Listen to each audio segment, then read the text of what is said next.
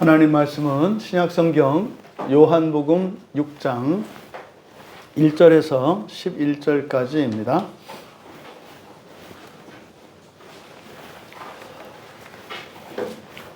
신약성경 151쪽입니다.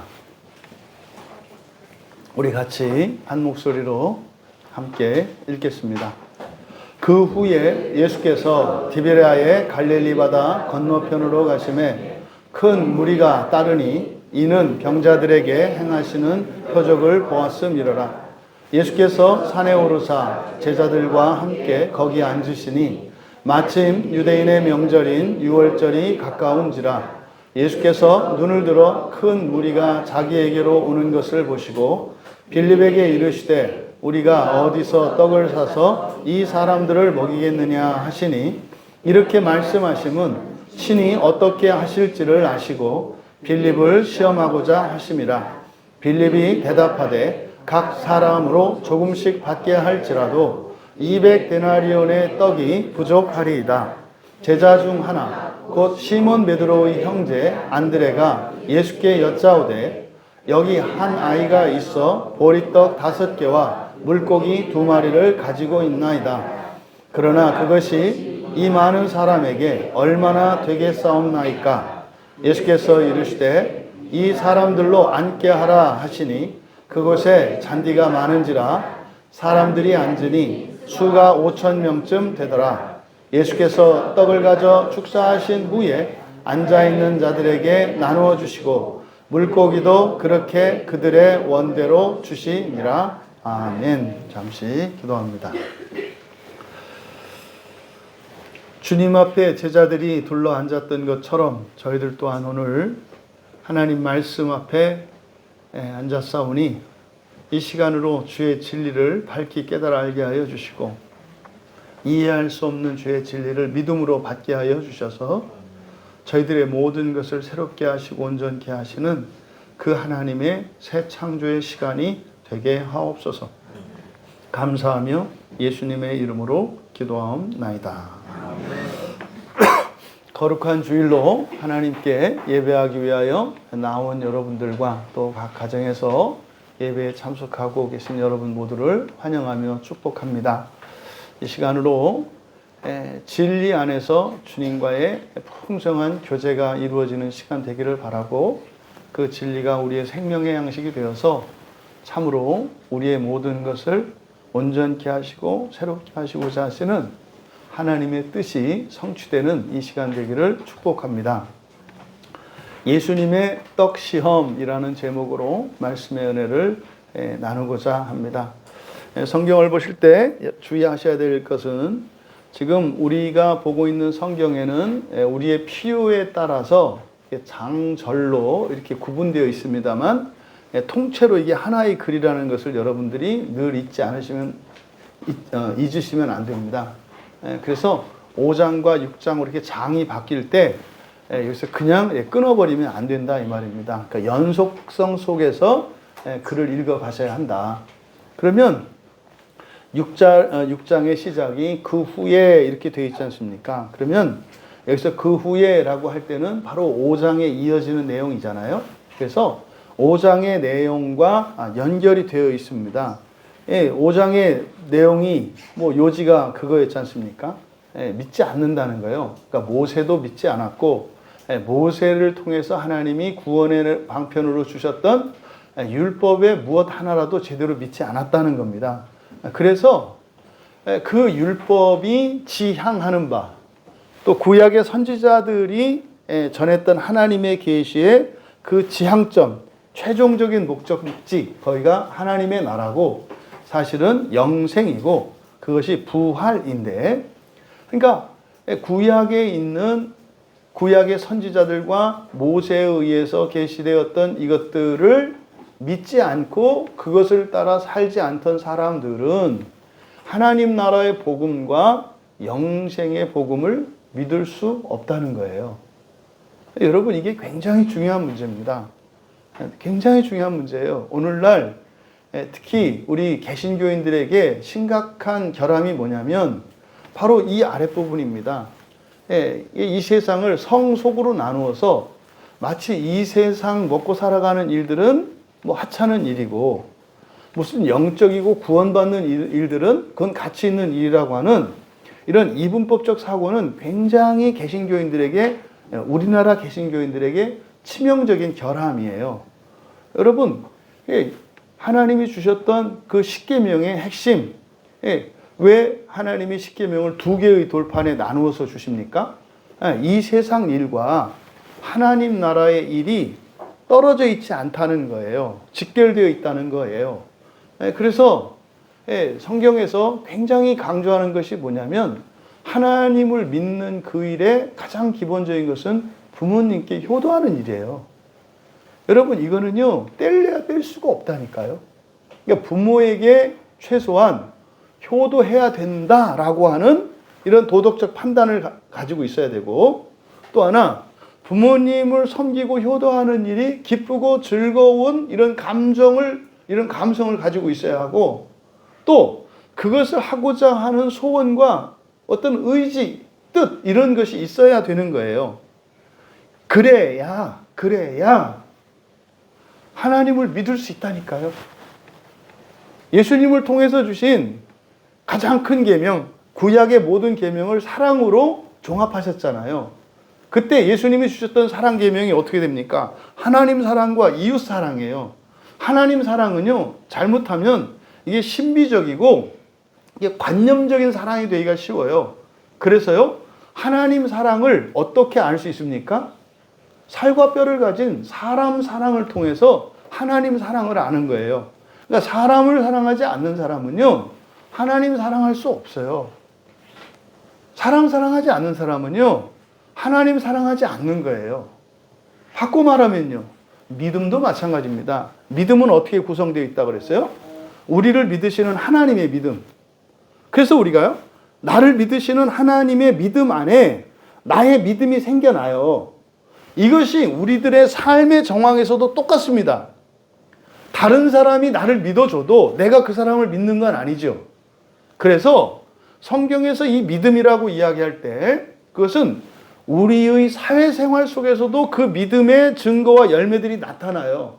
그러면요, 예수님이 믿는 사람, 또 예수님을 믿는 사람들은 사람들이 믿을 만한 사람이 되고요, 또 사람들을 믿는 사람이 되는 거예요. 이걸 잊으시면 안 됩니다. 그래서 이거를 전인적 신앙이라고 이야기를 해요. 그리고 총체적인 신앙이라고 해요. 그러니까 물질의 문제, 그리고 영적인 문제, 이 세상의 문제, 하나님 나라의 문제, 이 세상에서 우리가 서로 믿고 의지하고 사랑하며 살아가는 것과 하나님을 믿고 의지하고 사랑하고 살아가는 것 떨어져 있지 않다 이 말이에요. 그래서 분명하게 알 수 있는 거예요. 분명하게. 요즘에 이 시대 정신을 개인주의라고 해요. 우리는 거기서 무엇을 읽어낼 수 있어요? 하나님에 대한 믿음이 사라지고 있구나. 하나님에 대한 사랑이 사라지고 있구나. 하나님에 대한 소망이 사라지고 있구나. 서로에 대한 기대가 없고요, 서로에 대한 믿음이 없고요, 서로를 사랑하는 일이 없으면 그것을 여러분들은 영적으로 해석할 수 있는 그런 안목을 가지시기 바랍니다. 지금 이런 상황이라는 거예요. 이것을 가르쳐 주셨어요. 그 후에입니다. 그런데 그 후에 예수께서 디베레아의 갈릴리 바다 건너편으로 가셨다. 이거는 이제 갈릴리 바다의 건너편입니다. 건너편. 배를 타고 건너간 거죠. 여기서 이제 디베레아라고 하는 것은, 갈릴리는 우리나라로 말하자면 도명입니다. 도명. 경기도, 뭐 서울특별시, 뭐 강원도, 경기도, 뭐 충청도, 전라도, 경상도 하는 도 이름이에요. 그러면 갈릴리 지방의 디베레아, 한 도시 이름입니다. 우리 교회가 있는 곳은 경기도 안양에 위치하고 있잖아요. 그런 겁니다. 그래서 그 바다 건너편으로 가셨다. 근데 큰 무리가 따랐다, 이렇게 얘기를 합니다. 큰 무리가 따랐다. 그러니까 이제 예수님이 보여주셨던 표적, 이미 예루살렘에서도 여러 표적들을 보여주셨고, 뭐 가나에서뿐만 아니라 여러 곳에서 오가면서 예수님이 행하셨던 이런 이적들은 이제 이스라엘 사람들 거의 모든 사람들에게 널리 알려졌습니다. 이제 유명 인사가 되셨어요. 유명 인사가. 예? 큰 무리가 따랐다. 그래서 큰 무리가 따랐어요. 그런데 그들이 병자들에게 행하시는 표적을 보았기 때문이다. 그러니까 2절에서는 예수님을 많은 사람들이 따랐는데 그 이유가 무엇인지를 밝히고 있어요. 네, 이거를 왜? 여러분 성경에 기록한 내용은요, 그냥 대충 그냥 있었던 사실을 기록하고 그런 거 아닙니다. 여기는 특별한 의미가 있는 내용들, 그리고 특별한 의미를 전달하기 위해서 어떤 단어를 선택해서 그 사실들을 기록하는 거예요. 많은 사람들이 따르는데 따르는 이유가 뭐였다는 거예요? 표적 때문이었다는 거예요. 표적 때문이었다는 거예요. 오늘날 사람들이 예수님을 많이 믿습니다. 인구 전체에서 비하면 별로 이렇게 많은 수라고 할 수 없겠습니다만, 숫자로 따졌을 때 적지 않은 숫자잖아요. 세계적으로도, 캐톨릭과, 그러니까 로마 캐톨릭과, 우리 개신교를 다 합쳤을 때, 이게 다 기독교죠. 기독교가 가장 많죠, 인구가. 근데 이제 캐톨릭하고 개신교를 나누면, 그러면 이제 무슬림이 더 많죠. 하지만 예수를 그리스도로 고백하는 신앙 안에서는, 로마 캐톨릭이나, 우리 개신교나, 같은 기독교 신앙이기 때문에 기독교 안에는 이 모든 게 다 들어간단 말이에요. 그러니까 지금도 예수님을 믿고 따르는 사람들이 아주 많아요. 큰 무리를 이루고 있어요, 현재도. 근데 예수님 때도 그랬대요. 근데 이들이 예수님을 따랐던 이유가 표적 때문이었답니다. 그 표적이 뭐예요? 병자들에게 행하시는 표적입니다. 여러분, 이게 전부 미완료 시제로 돼 있어요. 그러니까 따르는 것도 미완료 시제고요. 예수님께서 이런 표적을 행하시는 것, 이렇게 치유하시고 병을 고치고 기적을 일으키시는 이런 일들도 미완료 시제입니다. 그럼 무슨 말입니까? 표적이 있으면 사람들은 많이 몰린다. 표적이 있으면 사람이 많이 몰려요. 그런 겁니다. 예나 지금이나. 그래서 사람들은 기본적으로 예수님을 따를 때 맨 먼저 보는 게 뭐예요? 표적이란 말이에요. 그래서 이런 표적이 없으면 믿지 않는다. 그러니까 여러분 종종 특히 이제 우리가 장로교인들이기 때문에 장로교 안에는 이런 잘못된 왜곡된 시각이 있는데, 이런 표적들을 바라보면 마치 잘못된 것처럼 이렇게 설교를 하니까 어떻게 해요? 겉으로는 안 온한 척하고 속으로만 온한 은큼한 그리스도인들이 된단 말이에요. 이율배반적인. 그러면서 말은 그렇게 놓고 기도할 때는 다 표적을 구하는데, 말할 때는 표적을 따르는 신앙은 초보적인 신앙이고. 여러분 사실은 이제 성경을 보시면 아시겠습니다만은 지금 우리가 보려고 하는 이 본문 안에 들어가 있는 예수님의 제자들의 가르침 중에 너희들은 이런 표적에 대한 기대도 없어 라고 하는 책망이 들어가 있어요. 이 본문 안에는. 그러니까요, 표적을 보고 사람들이 어떻게 해요? 많이 따른다니까요. 표적을 보고 많이 따르는데, 그러면 어쨌든 이 사람들은 현재 지금 6장 2절에서 말씀하고자 하는 바는 예수님을 따르는 많은 사람들의 그 근본적인 원인은 표적이고, 그리고 이 사람들은 이게 미완료 시대로 되어 있기 때문에 사실은 뭡니까? 기대감을 갖고 있어요. 기대감을. 그 표적이 일어나기를 바라는 그 기대감이 있어요. 그리고 그 표적의 수혜자가 되고자 하는, 나의 인생에 나에게 그런 표적이 일어나기를 바라는 기대가 있어요. 여러분은 아니신가요? 저도 마찬가지거든요. 저도 그 기대가 있다고요. 오늘 이 시간에 정말로 이런 표적들이 나타나기를 바라요. 매일매일 그렇게 여러분, 우리 교인들에게 그게 나타나기를 바라요. 그래서 여러분 인생에 비어있는 것들이 채워지기를 바라고, 깨진 것들이 온전히 메꿔지고 고장난 것들이 고쳐지기를 바라요. 매일매일 그렇게 되기를 바라요. 그러니까 여기서는 큰 무리가 따랐지만 전 마음이 그래요. 그 마음이 간절해요. 이렇게 고쳐주셨으면 좋겠어요. 회복시켜 주셨으면 좋겠어요. 근데요, 계속 따라야 돼요. 따라야 된다고요. 이게 지금 2절에서 우리에게 말씀하는 바입니다. 절대 이런 걸 가지고 정죄하거나 재단하려고 하지 마라. 여러분, 큰 무리가 따랐지만 다 소용없습니다. 이들은 진실한 믿음을 가진 게 아니라 표적 때문에 왔어요. 이게 정죄하지 말라 이 말이에요. 아니, 표적 싫어하는 사람이 어디 있어요? 그리고 이런 표적이 필요하지 않은 사람이 어디 있어요? 모두 원하고요. 모두 필요해요. 물론 그게 최종적인 것이 되어서는 안 되는 거죠. 근데 이것은 우리가 살아가는데 돈이 필요한 것처럼 돈은 필요해요. 근데 그것이 목적이 되면 안 되는 거지. 목적이 되면 안 된다고 해서 그것을 아예 이렇게 경시하거나 마치 필요 없는 것처럼 하는 것은 이거는 허풍.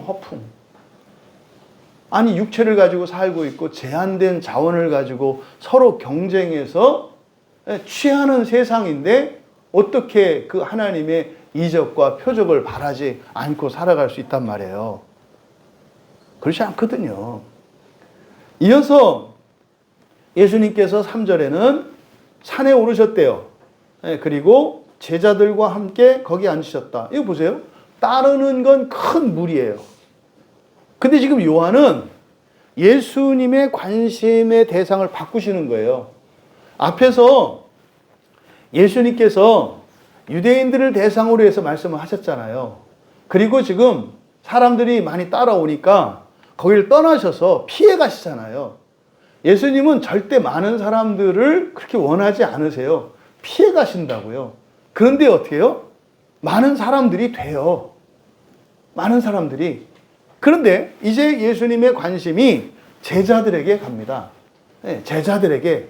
그래서 산에 오르셨는데 제자들과 함께 거기에 앉으셨다. 여기도 미완료 시제를 말해요. 그러니까 뭡니까? 예수님이 다니시면서 병자들을 고치고 귀신 들린 사람에게서 귀신을 쫓아내시고 또 뭐 빵이 없는 사람들에게 빵을 주시고 이런저런 일들을 합니다만 늘 주님의 마음은 누구와 함께 있다? 제자들과 함께 있다는 거예요. 제자들과 함께 있다. 여러분, 이 나라에 이런 경제적인 발전이나 이런 부와 풍요, 이거는 정말 주님이 하신 일이거든요. 그런데요, 이렇게 다른 사람들과 이 나라와 민족과 시대를 이렇게 하시기만 하는 것이 아니라 늘 주님의 마음은 누구에게 있다? 제자들에게 있다. 여러분에게 있다 이 말이에요. 미완료 시제로 그렇게 나타내요. 근데요, 제자들은 이제 그렇게 하면 맨날 우리 주님은 다른 사람들만 고쳐주고 우리는 뭐 고쳐주지도 않고 맨날 부려먹기만 하고, 이게 지금 여기에 나오는 제자들의 실체예요. 근데 그것을 예수님이 말씀하시는 거예요. 나는 늘 너희들과 함께 있다. 함께 있다. 그리고 나서 마침 유대인의 명절인 유월절이 가까운지라. 여기서 여러분, 이거 이제 아주 이제 심한 개신교인들을 위해서 이제 정통주의자들 같은 경우에는 뭐 이 해석을 할 때 뭐 이제 유월절을 빼고 싶고 그래요. 왜냐하면 예수님이 이렇게 전한 복음서에 이런 유대인의 명절이 막 들어가 있는 이게 싫어. 그래서 유월절 이런 거는 원래 없는 건데 후대의 사람들이 뭐 집어넣었다든지 막 이렇게 폄훼하는 사람들이 있어요. 성경에 들어가 있는 글자 하나하나는 다 의미가 있어요. 특별한 의미가 있어요. 그럼 여기서 사실은 왜 유월절이라고 안 하고 유대인의 명절이라고 했을까? 그리고 왜 여기서 꼭 그 때가 언제인지를 왜 그렇게 때가 언제인지를 정확하게 왜 기록했을까? 다 의미가 있다 이 말이에요. 의미가 있다 이 말이에요. 유월절이 가까웠다고 하는 이것과, 근데 그 유월절이 유대인의 명절이라고 하는 이 말씀이 어떤 의미가 있다 이 말이에요. 그러려면 기본적으로 유월절이 뭔지 알아야 되잖아요. 유월절이 뭔지를 알아야 그것이 어떤 의미인지 알 수 있는 거 아니겠습니까? 그럼 여러분, 유월절이라고 하는 것은 출애굽기 12장을 배경으로 합니다. 출애굽기 12장에서 이스라엘 사람들이 요셉이 총리로 애굽에서 살 때 아주 이렇게 특권을 누리면서 살았었잖아요. 이제 구약 성경을 보면. 그래서 야곱 때에 흉년이 들어가지고 고대 근동 사람들이 막 굶어 죽고 엄청났을 거예요. 그때 하나님께서 요셉을 미리 애굽으로 보내셔서 요셉으로 하여금 애굽의 총리가 되게 하셨잖아요. 그래서 사실은 일어날 이 엄청난 그 가뭄과 흉년에 대해서 대비를 하셨어요. 그래서 옮기셨죠. 그때 가나안 땅으로 들어가서 애굽으로 들어가서 430년을 거기서 삽니다. 그런데 이 세상이라고 하는 것은 정권이 바뀌고 그런 거 아니에요? 그러니까 요셉이 실권을 잡았을 때는 이스라엘 백성들이 좋은 땅, 고센 땅, 그 기름진 고센 땅을 차지해가지고 거기서 특권을 이루면서 살았다고요. 특권을 누리면서 살았죠. 근데요, 아이고, 화무 11홍이라고 다 질 때가 있어요. 뜰 때가 있고 질 때가 있는 거거든요.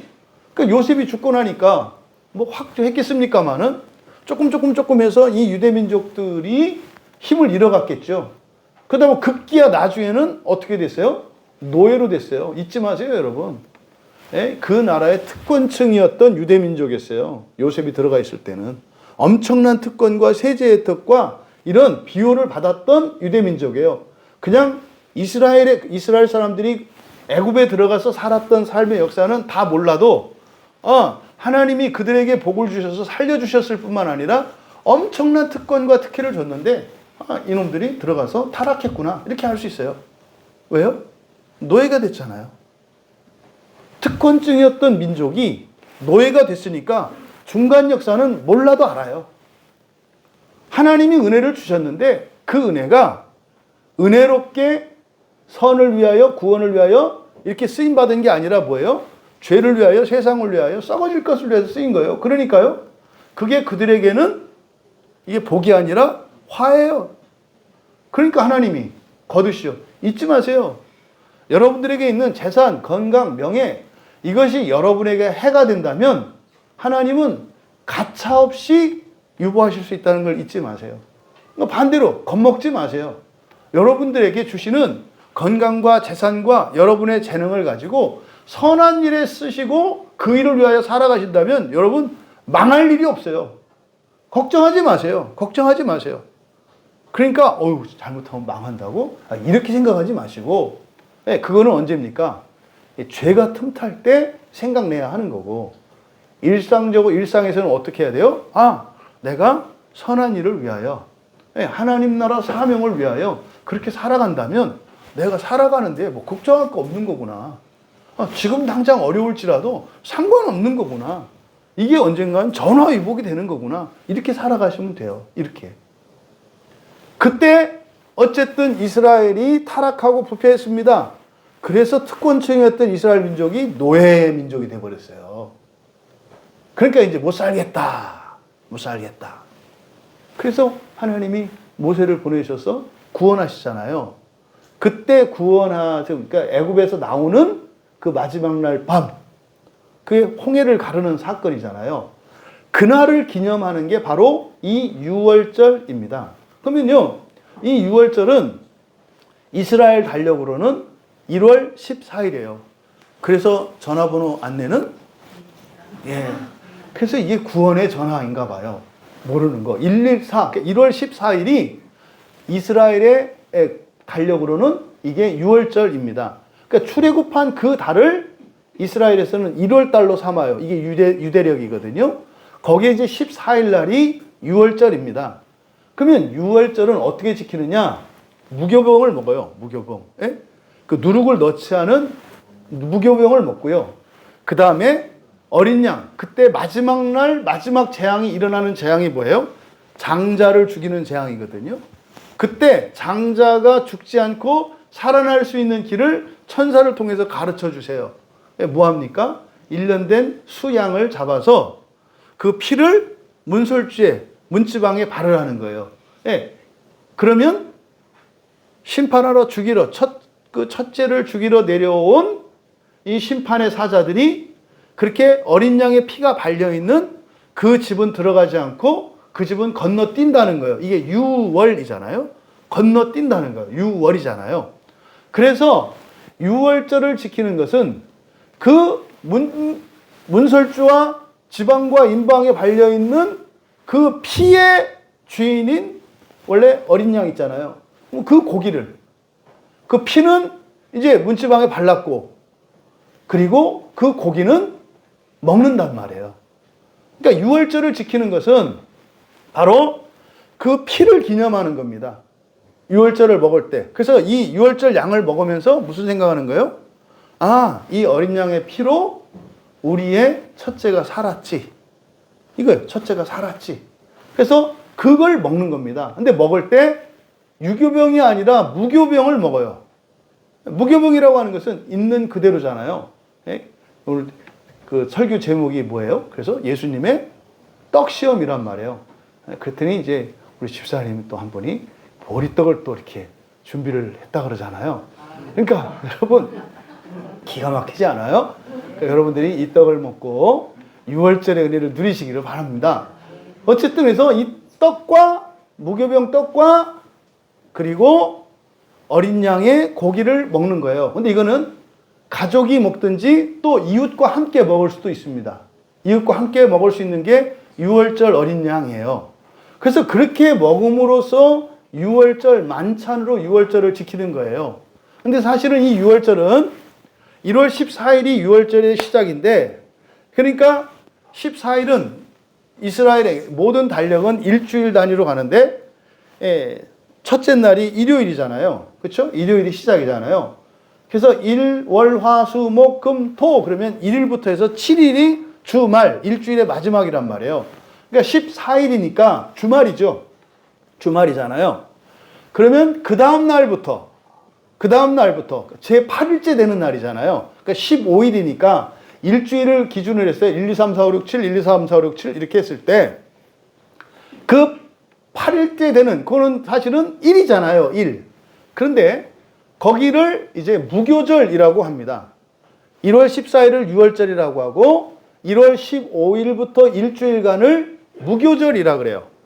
그래서 일주일을 그걸 먹으면서 지킨단 말이에요. 여기서 안식일이 토요일에서 주일로 바뀌는 거예요. 이게 신약의 주일을 예표하는 거예요. 무교절이. 유월절은 구약의 안식일, 주말, 토요일을 의미하는 거고요. 제7일. 무교절은 신약의 안식일, 제8일 주일을 상징한다고요. 그러니까 제7일은 죽은 것을 기념하죠. 죽었어요. 그리고 제8일 주일에 새롭게 시작하는 새로운 민족, 거룩한 민족이라고 하는 의미가 요 안에 담겨 있습니다. 그래서 유월절은 이스라엘 사람들이 지키는 3대 절기 중에서 가장 중요하게 지키는 절기인데 유월절과 무교절이 이렇게 붙어 있어요. 이게 붙어 있어요. 그럼 이런 유월절에 대한 기본적인 의미를 여러분들이 가지셔야 합니다. 그러면 유월절의 의미는 뭐예요? 첫째, 자유를 얻었다는 뜻이에요. 자유를 얻은 민족이라는 거예요. 자유를 얻었다. 자유롭게 되었다. 그런데 그 무교절과 어린 양을 먹어요. 어린 양을 먹음으로써 무엇을 기념해요? 은혜로 자유를 얻게 되었다. 어떤 은혜? 바로 어린 양의 그 생명이잖아요. 이거는 그리스도를 예표한다고요. 그러니까 오늘날은 이것은 이제 오늘날 우리가 주일을 지킬 때 주일에 그런 의미가 있는 거예요. 여러분들이 주일 예배에 나오는 것은 구약의 모든 절기가 이 안에 들어와 있다고 그랬잖아요. 그러니까 유월절의 의미도 주일 안에 있어요. 그러니까 여러분들이 주일에 와서 교회에 와서 예배를 드리고 점심을 먹잖아요. 이 점심을 먹는 게 이게 뭐예요? 유월절 만찬을 누리는 거예요. 사실은 그게 이제 성찬과 이렇게 분리되어 있습니다만은 원래 성찬과 밥을 먹는 거는 떨어져 있지 않아요. 그러니까 엄격한 의미에서 교회에서 예배를 드린다 할 때는 무엇까지 포함이 되는 거예요? 식사까지 포함되는 거예요. 점심 먹는 일이 굉장히 중요해요. 그러니까 훨씬 그 점심시간이 훨씬 더 은혜로워지지 않아요? 예. 그러니까 점심은 어떻게 해야 된다? 꼭 먹고 가야 예배를 드리는 거다. 이게 진짜예요, 진짜. 그래서 주일에 와서 이 점심 식사, 예배를 드리고 이건 영의 양식을 먹잖아요. 그렇죠? 그리고 점심을 먹어요. 육의 양식을 먹잖아요. 그렇게 하면서 뭘 생각해야 돼요? 이거 누가 했길래 이렇게 짜? 이렇게 하는 게 아니라 그리스도의 십자가를 묵상하고 감사하면서 먹어야 되는 거예요. 그게 양을 먹는 거예요. 양고기를 먹을 때는 피 흘리고 죽은 양이잖아요. 아, 예수 그리스도께서 우리를 하나 되게 하셨구나. 엊그저께 신방 갔다가 이렇게 오는데 처음 보는 분인데도 그 엘리베이터를 탔는데 그냥 친근한 거예요. 아시죠? 우리나라에서 가장 어색한 곳이 엘리베이터라는 거. 뭐 사진사 앞에 딱 그 증명사진 찍을 때 그 사진사 앞에 섰을 때 이때도 참 난처하고, 그 다음에 그 엘리베이터에 딱 탔을 때 인사하기도 그렇고 인사 안 하기도 그렇고 서먹서먹 하잖아요. 그런데 그 어느 다른 교회 집사님 다 이렇게 같이 탔는데 화기애애한 거예요. 가만히 생각하니까 신기하잖아요. 거기서 예수님만 딱 빼면 쎄할 거거든요. 전부 딱 이러고 있을 거예요. 근데 예수님을 믿는 그 신앙 하나가 있으니까 그냥 뭐 10년지기 100년지기처럼 화기애애하고 뭐 활짝 웃으면서 이렇게 지내는 거예요. 그거죠, 여러분. 가끔 점심 드시다가 다른 분들 식사하는 모습을 보시고, 야, 참 예수를 믿는 하나가 이렇게 즐겁게 앉아서 밥을 먹고 이러는구나. 이게 다 그리스도의 은혜다. 이렇게 영적인 의미를 좀 묵상하실 수 있는 여러분 되시기 바랍니다. 그리고요, 무교병을 먹어요. 무교병은 그냥 맛없는 빵이에요. 맛없는 빵이라고요. 그러니까 먹는 것은요, 맛으로 먹는 게 아니에요. 이스라엘의 백성들은 또 바로 정죄하지 마세요.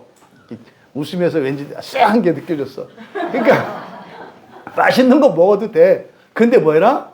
거기에 빠지지는 마라. 빠지지는 마라. 그러니까 즐기고 누리는 정도이지 거기에 탐식하지, 거기는 빠지지는 마라. 그러니까 뭘 먹어도 괜찮은 거예요. 뭘 먹어도. 이게 거룩한 백성들의 특징이에요. 그럼 먹는 것만 그렇습니까? 입는 거, 사는 거 다 마찬가지죠. 뭘 먹고 뭘 입고 어디에 살아도 상관은 없어. 그렇다고 해서 더 잘 먹고 더 잘 살 생각하지 말라는 게 아니에요. 잘 살길 바라고 맛있는 거 먹으려고 생각을 하세요. 그런데 그렇게 되기 전은 불행하고 속상하고 그렇게 돼야, 이렇게 가지 말라 이 말이에요. 어차피 우리는 사실은 이 세상을 살아가는 것은 광야 교회예요. 잊지 마셔야 돼요. 이 세상을 살아가는 우리들의 정체성은 광야에서 살아가고 있는 인생이라는 걸 잊으시면 안 돼요. 그러면 광야에서 사는 것에 비했을 때 여러분이 다 낫지 여기서 못한 사람이 어디 있어요? 아무도 없어요. 아무도 없어요. 그런데 뭐가 이렇게 불만도 많고 뭐가 이렇게 결핍도 많고 뭐가 이렇게 가지고 싶은 것도 많은지. 지금 이제 그거 경고하는 거예요. 그거 잘못됐다는 거. 그래서 이 유월절은 주일 안에 들어와 있고, 사실은 이 주일 식사에 유월절 어린 양과 그리고 무교병의 의미가 있다. 그래서 주일을 지키는 게 이런 구약의 유월절에 이런 의미가 있는 거구나. 이건 여러분들이 아셔야 된다는 거예요. 그러면 이제 그것이 유월절이 가까웠다 그랬어요. 마침 유대인의 명절, 그러니까 왜 유대인의 명절이라고 그랬습니까? 여러분, 유대인은 하나님을 믿는 사람들이에요? 믿지 않는 사람들이에요? 여러분들이 이 유대인에 대한 정의를 바로 내리셔야 돼요. 유대인의 정의는 하나님을 믿되 세속적인 신앙, 그리고 인간의 지성의 한계 속에 갇혀 있는 신앙을 가진 사람들을 유대인이라고 하는 거예요. 유대인은요, 언약의 백성이에요. 유대민족은 특별한 민족이에요. 하나님으로부터 택함을 받은 특별한 민족이에요. 그런 의미에서 그리스도인도 특별하잖아요. 근데 유대인은요, 자기 안에 갇혀버렸단 말이에요. 그래서 지금 이때는 예수님에게 마치 이제 요즘 사람들이 보기에 유대인은 뭐 예수님을 믿지 않는 사람에서 단칼을 줘버리는데, 아니 삼위일체라며. 네? 여호와 하나님을 믿는 것은 잘못된 거고 예수님을 믿는 건 괜찮은 거예요? 초점은 그게 아니잖아요. 하나님을 바르게 믿는 거잖아요. 유대인들은 일신론을 가지고 있어요. 일신론. 여호와 한 분만 우리의 신이다라고 하는 일신 사상을 갖고 있어요. 근데 여호와를 믿는 게 잘못된 건가요? 그건 아니잖아요. 그럼 오늘날 그리스도인 볼까요? 예수만 믿는데 이때 예수만 믿는다고 할 때 그것이 여호와와 상반되어진 또 다른 무엇이 아니에요. 성령과 다른 무엇이 아니에요. 그래서 구약 성경에서는 여호와 하나님으로 나와서 일신론으로 나와. 일신론. 일신 사상을 갖고 있다고요. 구약의 유대인들은. 그러면 신약의 그리스도인들은 예수 그리스도를 통해서 예수님이 지금 말씀하는 게 뭐예요? 그리스도인데 메시아라는 거, 그리스도인데 하나님의 아들이라는 거잖아요. 그래서 사실은 성부, 성자, 성령 하나님에 대한 계시가 신약 성경에서 나온단 말이에요. 그리스도인이라 하더라도 그래서 예수님과 성부 하나님과 성령 하나님에 대한 이것이 합일이 되지 않으면 성부와 성자와 성령 합일이 되지 않으면 유대인하고 다를 바가 없어요. 그러니까 유대인이라 하더라도 여호와 하나님을 믿는 일신론적 사상을 가지고 있었더라 하더라도 이 사람이 하나님이 사람인 동시에 하나님이시고 거룩한 영이시다라고 하는 사실을 알고 그걸 믿었으면 그게 히브리서에서 나오는 믿음의 선진들에 대한 얘기잖아요. 이 사람들은 그걸 안 사람들이에요. 지금 시편에 우리가 지금 보면서 놀라는 게 바로 뭐예요? 다 알았어요. 보니까 다윗도 알았고 이런 찬양되었던 아삽이나 이 사람들이 다 알고 있었어요. 우리들이 알고 있는 거를. 시편에도 이미 그렇게 나와 있더라니까요. 근데 그 번역이 왜 이렇게 잘못됐어요? 유대인적 사고에서 못 벗어났으니까 똑같이 번역을 하는 거예요. 어쨌든 여기서 유대인이라고 하는 것은 일신론을 가진 사람들이고 하나님을 믿는 사람들이고 하나님의 백성이라고 하는 사실을 잊으시면 안 돼요. 이때 당시의 유대인은 그런데 뭐요? 온전하지 못한 고장난 잘못된 신앙관을 절대시하던 사람들인 거죠. 그들의 명절인 유월절. 그러니까 유월절의 의미가 뭔지를 몰랐던 거죠. 그럼 오늘날 여러분들이 주일의 의미를 모른다면 똑같은 거예요. 그리고 실제로 이 사건을 여기다 기록한 것은 예수님께서 그런 의도가 있는 거예요. 너희나 유대인이나 그러니까 그리스도인된 너희나 유대인들이나 실패했던 유대인들이나 다를 바가 없다는 사실이에요. 이게 더 나아가야 되는 거예요. 그러면 바로 이제 유월절이 가까웠다. 그럼 이제 우리가 알 수 있는 게 있어요. 유월절이 되면 이스라엘 사람들은 성인 남성들은 유월절이 되면 전부 유월절을 지키기 위해서 예루살렘 성전으로 올라갑니다. 그러니까 각 가정에서는 유월절 양과 유월절 무교봉을 먹어요. 근데 성인 남성들은 그때 성전에 나와서 제사를 지내야 돼요. 그래서 각 가정의 가장들은 예루살렘 성전으로 옵니다. 그러니까 유월절이 가까웠다라고 하는 이것은 사람들이 예루살렘으로 몰려드는 상황이라는 거예요. 이 상황입니다.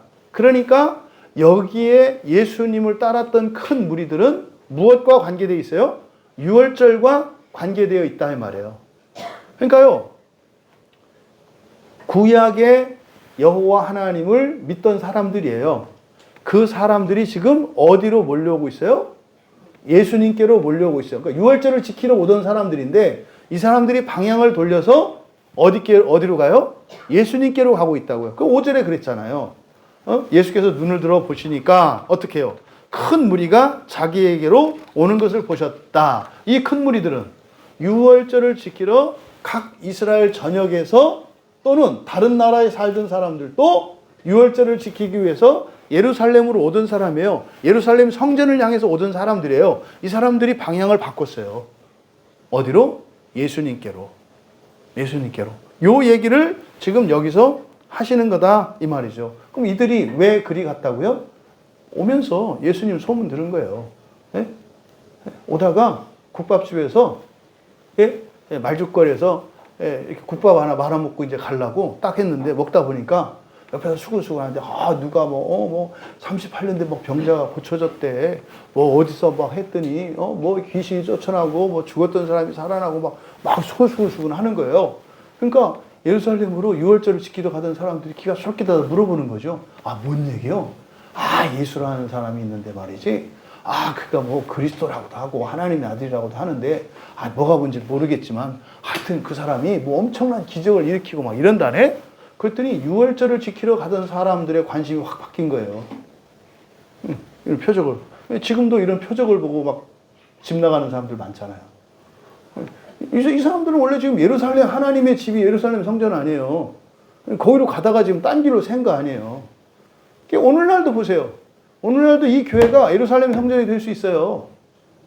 그런데요, 여기 오다가 빠져나갈 수 있다니까요. 뭐 때문에? 표적 때문에. 똑같은 일이 일어나잖아요. 이 사람들은 유대인이니까요, 절대적으로 유월절을 지켜야 돼요. 이 사람들은. 그러니까 목표가 변하면 안 된다, 이 말이에요. 시험이죠, 시험. 그러니까 표적이 일어나니까 어떻게 해요? 유월절이고 뭐고 다 집어치우고 예수님께로 왔다, 이 말이에요. 우리 관점에서 볼 때는 예수님한테 오니까 잘한 거다, 잘한 선택이다 그러지만 유대인 입장에서는 잘못된 거예요. 그럼 이거를 우리 입장에서는 어떻게 봐야 돼요? 교회 다니다가 교회 말고 엉뚱한 데로 가는 사람들을 해야 되는 거예요. 네? 여기 옆에 청계산 있죠, 청계산. 청계산 광고 좀 할게요. 청계산에 가면 천년 사찰된 청계사라는 절이 있어요. 이 절은 우담바라가 핀 절입니다. 우담바라는 전설의 꽃이에요. 그래서 옛날에 여기 있는 청계사가 기적이 많이 일어나기로 유명한 사찰이었어요. 그래가지고 사람들이 거기 많이 가고 그랬다고요. 또 이 말 듣고 이렇게 방심이 드는 사람들은 여러분들이 지금 예수님 온 적이라 예수님한테 진리를 찾아왔으니까 괜찮지만 거기는 죽을 길을 가는 거예요. 그게 아니에요. 그 얘기가 아니지. 어쨌든 사람들이 어떻게 해요? 표적 때문에 예수님께 왔어요. 이게 뭐냐면 여러분들이 부모님 부모님 생신이거나 무슨 기일이어서 시골 이렇게 고향을 이제 방문해서 가는데 어디서 전화를 받고서는 어디 가면은 누가 이렇게 계약서 쓰자 그러고 돈 벌 수 있다 그러니까 딱 전화하는 거예요. 어머니 생신이라 제가 가야 되는 건 맞는데 지금 급한 전화가 와서 거기 좀 가야 되겠어요. 요런 얘기예요. 그러니까 지금 유대인의 입장에서 보면은 지금 예수님께 나간 이 사람들은 문제가 있는 사람들이에요. 유대인의 입장에서 보아서는. 그러니까 우리식으로만 야전인수격으로만 이해를 하면 안 된다. 그러니까 지금 예수님께로 큰 무리가 왔대요. 이거 배교자들이에요. 유대인들의 입장에서 보면 배교자들. 근데 예수님이 그들을 봤어요. 이 사람들은 유대교인들이잖아요. 말하면 종교적으로. 예수님을 제대로 믿는 사람들이 아니잖아요. 근데 최소한 예수님이 이적을 일으킬 수 있는 분이라고 하는 기대는 갖고 있잖아요. 기대를 갖고 왔잖아요. 그러니까 이 사람들도 예수님에 대한 뭐가 있어요? 기대가 있어요. 이적을 일으킬 것이라는 믿음이 있어요. 이들이 여러분 오늘 교회에 오실 때 예수님이 이 예배를 통해서 기적을 일으키시고 이적을 행하실 수 있다는 그런 기대가 있으셨고 믿음이 있으셨나요? 이 사람들은 우리로 말하면 그리스도인들 아니에요. 예수 안 믿는 사람들이라니까요. 그럼 이거를 이 시점을 여러분들이 이동하시면서 초점을 잘 이동하시면서 적용을 하셔야 돼요. 어떤 사람은요, 하도 지금 내가 딱한 사정이 있고 힘든 일이 있어서 교회 오는 경우 있잖아요. 예수님이 누군지 성경 뭔지도 모르고 어떤 현실적인 필요, 아픔, 고통 때문에 교회에 오는 분들 있잖아요. 그런 분들이 교회에 왔어요. 와서 보는데 교회 다니는 사람들이 오니까 다 자. 그런 장면이에요.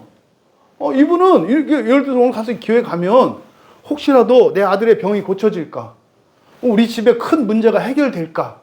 이런 간절한 마음과 믿음과 기대를 갖고 나왔다 이 말이에요.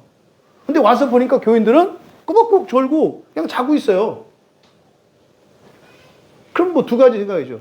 야, 이 사람들은 전혀 필요한 게 없는 사람들. 교회 다니면 나 이렇게 되나 보다. 모든 문제가 해결돼서 그렇게 예배 시간에 편히 자도 되는 이렇게 풍족한 사람들이 되는가 보다. 이러고 가슴이 설렐 수도 있겠습니다만 반대일 수도 있겠죠. 잘못 왔나? 이러지 않겠어요? 여러분, 주님 앞에 예수님이 사실은 누군지도 제대로 모르고 예수님의 말씀하시는 복음은 더더군다나 알 수 없었던 그 사람들조차 가졌던 이런 이적과 표적에 대한 기대, 그 믿음은 필수로 가지고 있어야 되는 게 그리스도인 아닌가요? 이게 없고서는 하나님의 나라에 대한 이 부활의 복음, 하나님 자녀들의 영생에 대한 나갈 수가 없다니까요. 근데 예수님은 그 사람들을 봤습니다. 그 사람들, 많은 사람들이 큰 무리가 오는 걸 보셨어요. 그리고 빌립에게 말씀을 하셨어요. 예수님이 빌립에게 던진 질문이죠. 그렇죠? 같이 읽어보겠습니다. 빌립에게 이르시되 시작. 우리가 어디서 떡을 사서 이 사람들을 먹이겠느냐. 정확하게 보세요. 한 번만 더 읽을게요. 시작. 우리가 어디서 떡을 사서 이 사람들을 먹이겠느냐. 누가? 우리가. 네, 누가? 우리가 그랬잖아요. 우리가. 또 무엇을 물어보셨어요? 어디서 물어보셨죠? 어디서? 그 다음에 무엇을? 네, 이 사람들을 먹일 떡이에요. 이 사람들 먹일 떡을 우리가 어디서 이 사람들을 먹일 떡을 뭐 하겠느냐? 구하겠느냐. 우리말 성경은 먹이겠느냐 이렇게 되어 있습니다만 구하다예요. 구하다. 네, 그대로 직역하면 구하다입니다. 그러니까 우리가 어디서 이 사람들을 먹일 이 빵, 이 떡, 이것을 구하겠느냐? 이렇게 물어보신 거예요. 예수님의 질문이. 자, 그런데 보세요. 빌립의 대답. 7절을 보세요. 빌립이 대답하되 시작. 각 사람으로 조금씩 받게 할지라도 200데나리온의 떡이 부족하리이다. 빌립의 대답이 예수님이 하신 질문에 합당한 대답이에요. 질문과 답을. 예수님은 뭐라고 질문하셨어요? 우리가 어디서 이 많은 사람들을 다 먹일 떡을 구하겠느냐? 이렇게 물어보셨어요. 근데 빌립이 뭐라고 대답을 해요? 각 사람으로 조금씩 받게 할지라도 200데나리온의 떡이 부족하리이다. 빌립은 떡을 지금 얘기하고 있죠. 그러니까 질문과 답이 이게 정상적이에요? 비정상적이에요? 우리가 이렇게 살아요. 이게 지금 여러분. 근데 그 중간 6절에 뭐라고 되어 있습니까? 이렇게 말씀하시면 친히 어떻게 하실지를 아시고 빌립을 시험하시고자 함이다. 여러분, 이미 이 사람들을 먹일 빵에 대한 대책을 다 세워 놓으셨다고요. 다 세워 놓으셨다고요. 근데 이 질문을 하신 이유가 뭐라고요? 빌립을 시험하시기 위한 것이었다고요. 빌립을 시험하기 위해서 이 질문을 하셨대요. 네. 왜냐하면 다 준비가 되어 있는 상태에서 물어본 거니까. 그러니까 이거는 빌립더러 해결하라고 한 것도 아니고 진짜로 어떻게 해야 될지 몰라서 대책이 없어서 물어본 것도 아니고 그게 아니에요. 시험지다 이 말이에요. 시험지. 그러니까 이 빌립에게 던진 시험지는 여러분에게도 와요. 일상 가운데에서. 그 시험이 무슨 시험이에요? 설교 제목이 뭐라고요? 준민아? 그치. 떡시험이에요. 떡시험. 이 떡시험은 모두가 받는 시험이에요. 그리고 반드시 넘어야 되는 시험이에요. 그러니까 지금 이 예수님이 던진 이 질문, 이것은 빌립을 시험하기 위한 것인데 사실은 바로 앞에서 5장에서 유대인들에게 예수님이 가르쳐 주신 게 뭐였습니까? 너희들은 율법의 의미도 그 가치도 믿지 않았고 그걸 따르지도 않았기 때문에 내가 너희들에게 주는 이 영생을 받으려고 하지도 않고 하나님 나라에 대한 기대감도 가질 수 없는 거야. 이렇게 말씀하셨잖아요. 지금은 주로 제자들을 대상으로 말씀을 적용하시는 거예요. 그러니까 빌립에게 물어보신 시험, 그러니까 제자들은 좀 다른가? 이걸 보시는 거예요. 유대인들이 그러니까 잘못하면요. 그런 거 있지 않아요? 여러분들이 종종 저도 옛날에 그랬죠. 제가 다니는 교회 이렇게 목사님이 막 설교를 잘하시고 유명하고 막 이렇게 하니까 교회와 우리 담임 목사님에 대한 어떤 막 프라이드 말도 안 되는 그런 게 있단 말이죠. 심지어는 여러분들이 여러분 가족 가운데 절에 다니는 불교 신자나 이런 사람들이 있으면 마치 나는 예수님을 믿고 교회 다니는 사람이니까 성경에 있는 모든 것과 모든 신앙이 자기 것인 양 막 이렇게 하는 사람들 하는 경우가 있잖아요. 생각해 보세요. 예수님이 막 유대인들을 막 이렇게 잘못을 가르쳐 주시고 이렇게 할 때 옆에 있던 제자들이 두 가지 반응이 있을 수 있어요. 똑같이 듣는 제자가 있고요. 이거는 저놈들한테, 저 유대인 놈들한테 주는 말씀이라고 생각하고, 예, 자기들은 상관도 없이 마치 팔짱 딱 끼고 자식들 봐라, 이렇게 빨리 예수님의 제자가 될 것이지, 뭐 이런 태도를 취하는 사람들이 있어요. 예, 저 같은 목사 같은 경우가 그러죠. 예, 제가 이렇게 설교를 하잖아요. 그리고 이걸 마치 저는 다 알고 다 해결된 것처럼 착각하고, 그러니까 이게 제자들의 모습이에요. 그리고 여러분들에게만 말씀이 필요한 것처럼 생각할 수 있다 이 말이죠.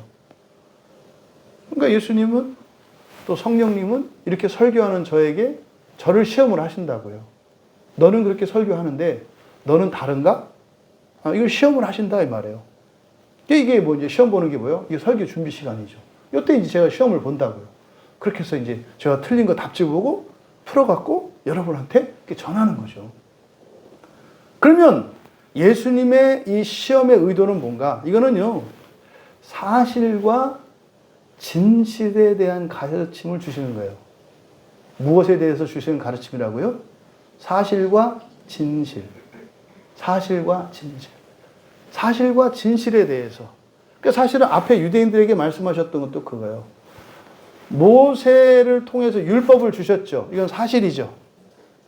이건 정해져 있잖아요. 이거는 딱 정해진 거라 바뀌지 않아요. 그러니까 사실은 딱 정해져 있어요. 근데 하나님이 주신 그 의도, 뜻과 이들이 받아들인 이해는, 의미는 달랐죠. 그러니까 사실과 진실이 달라요. 그러니까 여기서도 예수님이 말씀하신 것은, 이 질문은 사실이죠. 이거는 안 바뀌어요. 우리가 어디서 이 사람들에게 먹일 떡을 구할까? 요 말씀은 안 변해요. 이건 사실이니까. 팩트죠, 이게.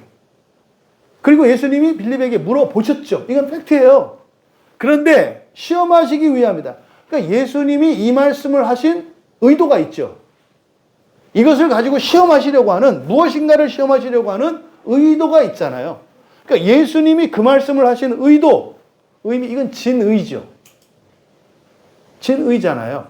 그러면 사실과 그 말한 사람 또는 그 사건의 의미, 요게 합쳐지면 요게 진실이 돼요.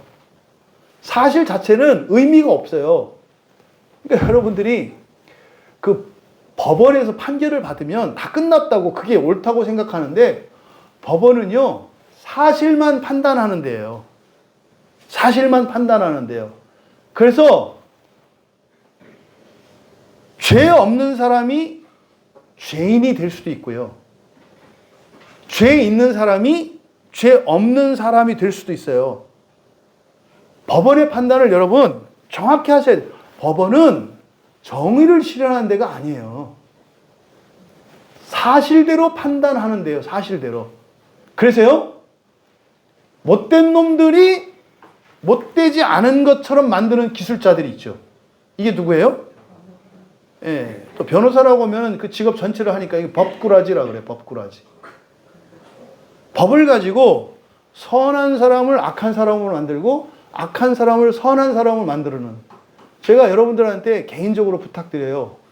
지금 우리나라에서 가장 심각한 문제, 그리고 우리나라의 기득권층이 누구냐면 법조인들이에요. 잊지 마세요. 지금 우리나라는요, 법조인들이 대동단결해서 한편이 됐습니다. 법조인들이. 그러니까 판사, 변호사, 검사 다 똑같은 법조인들이에요. 이 시대가 여러분, 이 법조인들이 우리나라를 갖고 지금 놀거든요. 법조인들이 그래서 국회의원이 되는 것은 바람직하지 않아요. 왜 그럴까요? 법조인들은 나중에 변호사 할 거거든요. 그럼 자기 먹고 살아야 되잖아요. 그래서요, 법을 비비 꽈놔요. 그리고요, 코에 걸면 코걸이, 귀에 걸면 귀걸이 애매하게 만들어놔요. 그러면 나중에 어떤 일이 생기겠어요? 법 소비자가 많아져요. 법 소비자가. 그래서 법을 많이 만드는 거는요, 그렇게 좋은 게 아니에요. 법을 많이 만드는 이유는 뭐예요? 자기들 좋으려고. 변호사, 법조인들의 도움을 많이 받게 하려고 만드는 음모예요. 그걸 여러분 잊으시면 안 돼요. 지금 대통령도 법조인이죠. 그렇죠? 지금 정치하는 사람들, 나와서 막 떠드는 사람들 대부분 법조인이죠. 시사나 이런 데 나와서 다 나오는 사람들이 다 법조인이죠. 여러분 정신 번쩍 차리셔야 돼요. 이 사람들은요, 지역색, 지방색, 학연적, 이거 아니에요. 법조인들의 세상을 만들자고 하는 거예요, 지금. 우리나라 상황이. 그러니까 여러분, 이거를 왜 어떤 사람은 알고 모를까요? 사실과 진실을 혼동하기 때문이에요. 그래서 법관들이 이렇게 할 때 드러난 사실을, 이게 증거주의잖아요. 그러니까 이 사실만 왜곡하면 모든 게 바뀔 수 있어요. 진실은 이게 그래서 개인마다 틀려요. 진실은. 어떤 사람이 죄 있다고 이렇게 판결을 받았는데 사실 무죄인 경우 있잖아요. 그래서 진실과 사실이라는 말을 여러분이 혼동하는데, 사실은 뭐 우리 국어사전에도 보면은 뭐 진짜 사실 이렇게, 사실은 진짜가 있고 가짜가 있는 게 아니에요. 사실은 그냥 하나예요, 하나. 근데 진실은 뭐다? 사실의 의미가 합쳐지면 진실이 되는 거예요. 그러면 하나의 사실에 각자의 입장과 상황에 따라서 의미가 달라요. 그러면요, 하나의 사실에서 많은 진실들이 만들어져요. 제가 말하는 진실은 어떤 의미예요? 사실과 의미가 합쳐진 게 진실이에요. 똑같은 설교를 하는데 여러분들이 듣고 많은 진실들이 만들어져요. 여러분 입장에 따라서. 어떤 사람은 막 위로를 받아. 왜? 이게 진실이에요, 자기에는. 목사님, 제가 오늘 설교한 요 내용은 녹음되어 있잖아요. 이거는 사실이잖아요, 사실.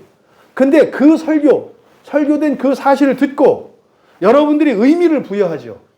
그러면 여러분 각자가 받아들이는 그 의미, 이게 진실이거든요. 사람마다 다 다른 진실을 가져요. 그래서요, 사실적이라고 하는 말은 있죠. 왜? 사실은 딱 하나니까. 사실에 가깝다, 사실적. 진실적이라는 말은 없어요. 다 자기가 생각하는 게 다 진실이에요.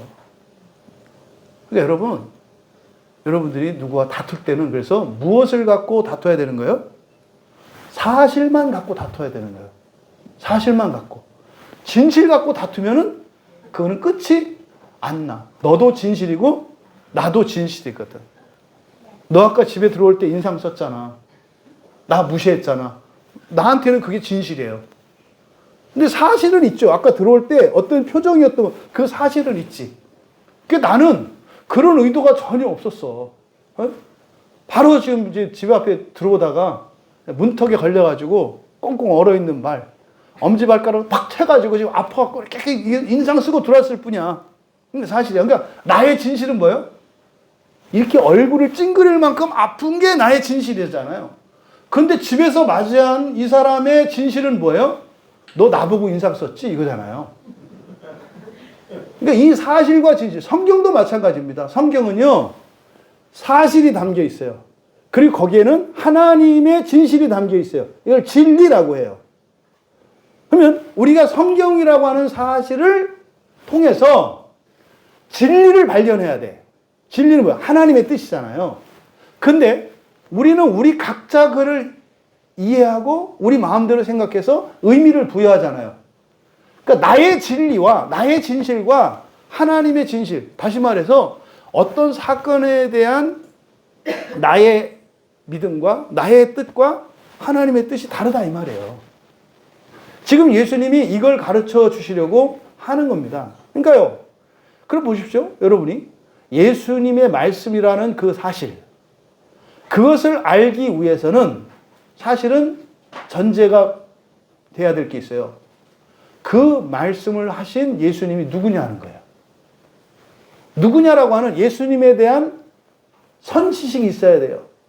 그리고 예수님과 나의 관계가 어떤 관계냐라고 하는 관계적인 지식이 있어야 돼요. 그리고 현재 나의 상황이 어떤 상황이냐라고 하는 객관적인 인식이 있어야 돼요. 그랬을 때 예수님의 말씀이라는 사실 속에 담긴 예수님의 의도, 진의를 내가 알아들을 수 있는 거죠. 그러니까 제가 인상 쓰고 딱 들어갔는데 아까 조금 전에 들어올 때 발가락을 딱 부딪혔잖아요. 근데 그거를 봤어요, 우연히. 그러면은 금세 알아차리죠. 그러면 인상 쓰고 들어오니까, 아, 나 아까 잠깐 나왔다가 문 열고 들어오는 순간 당신 오는 거 봤는데 문 탁 걸리는 것 같았는데, 왜 아픈 거예요? 이렇게 물어보지 않겠어요? 그러지 않겠어요? 그래서 이 사실과 진실 사이, 여기에는 이해가 있다고요. 그 사실을 바르게 이해할 때 그 사실의 진의를 알 수가 있는 거죠. 그러니까 이것을 모르면, 그러니까 지금 왜 사람들이 예수님을 영접하지 않아요? 예수님은요, 하나님의 아들이시고요, 심판하러 오신 게 아니라 영생을 주시러 오셨어요. 이거 사실이에요, 사실. 근데 사람들은 영생을 그렇게 찾아다니던 사람들이잖아요. 그래서 막 성경을 연구했던 사람들이잖아요. 그럼 예수님한테 와야 되잖아요. 근데 안 와요. 안 오는 고사하고 영접하지도 않아요. 왜 그래요? 그들이 예수님에 대한 평가가 다른 거잖아요.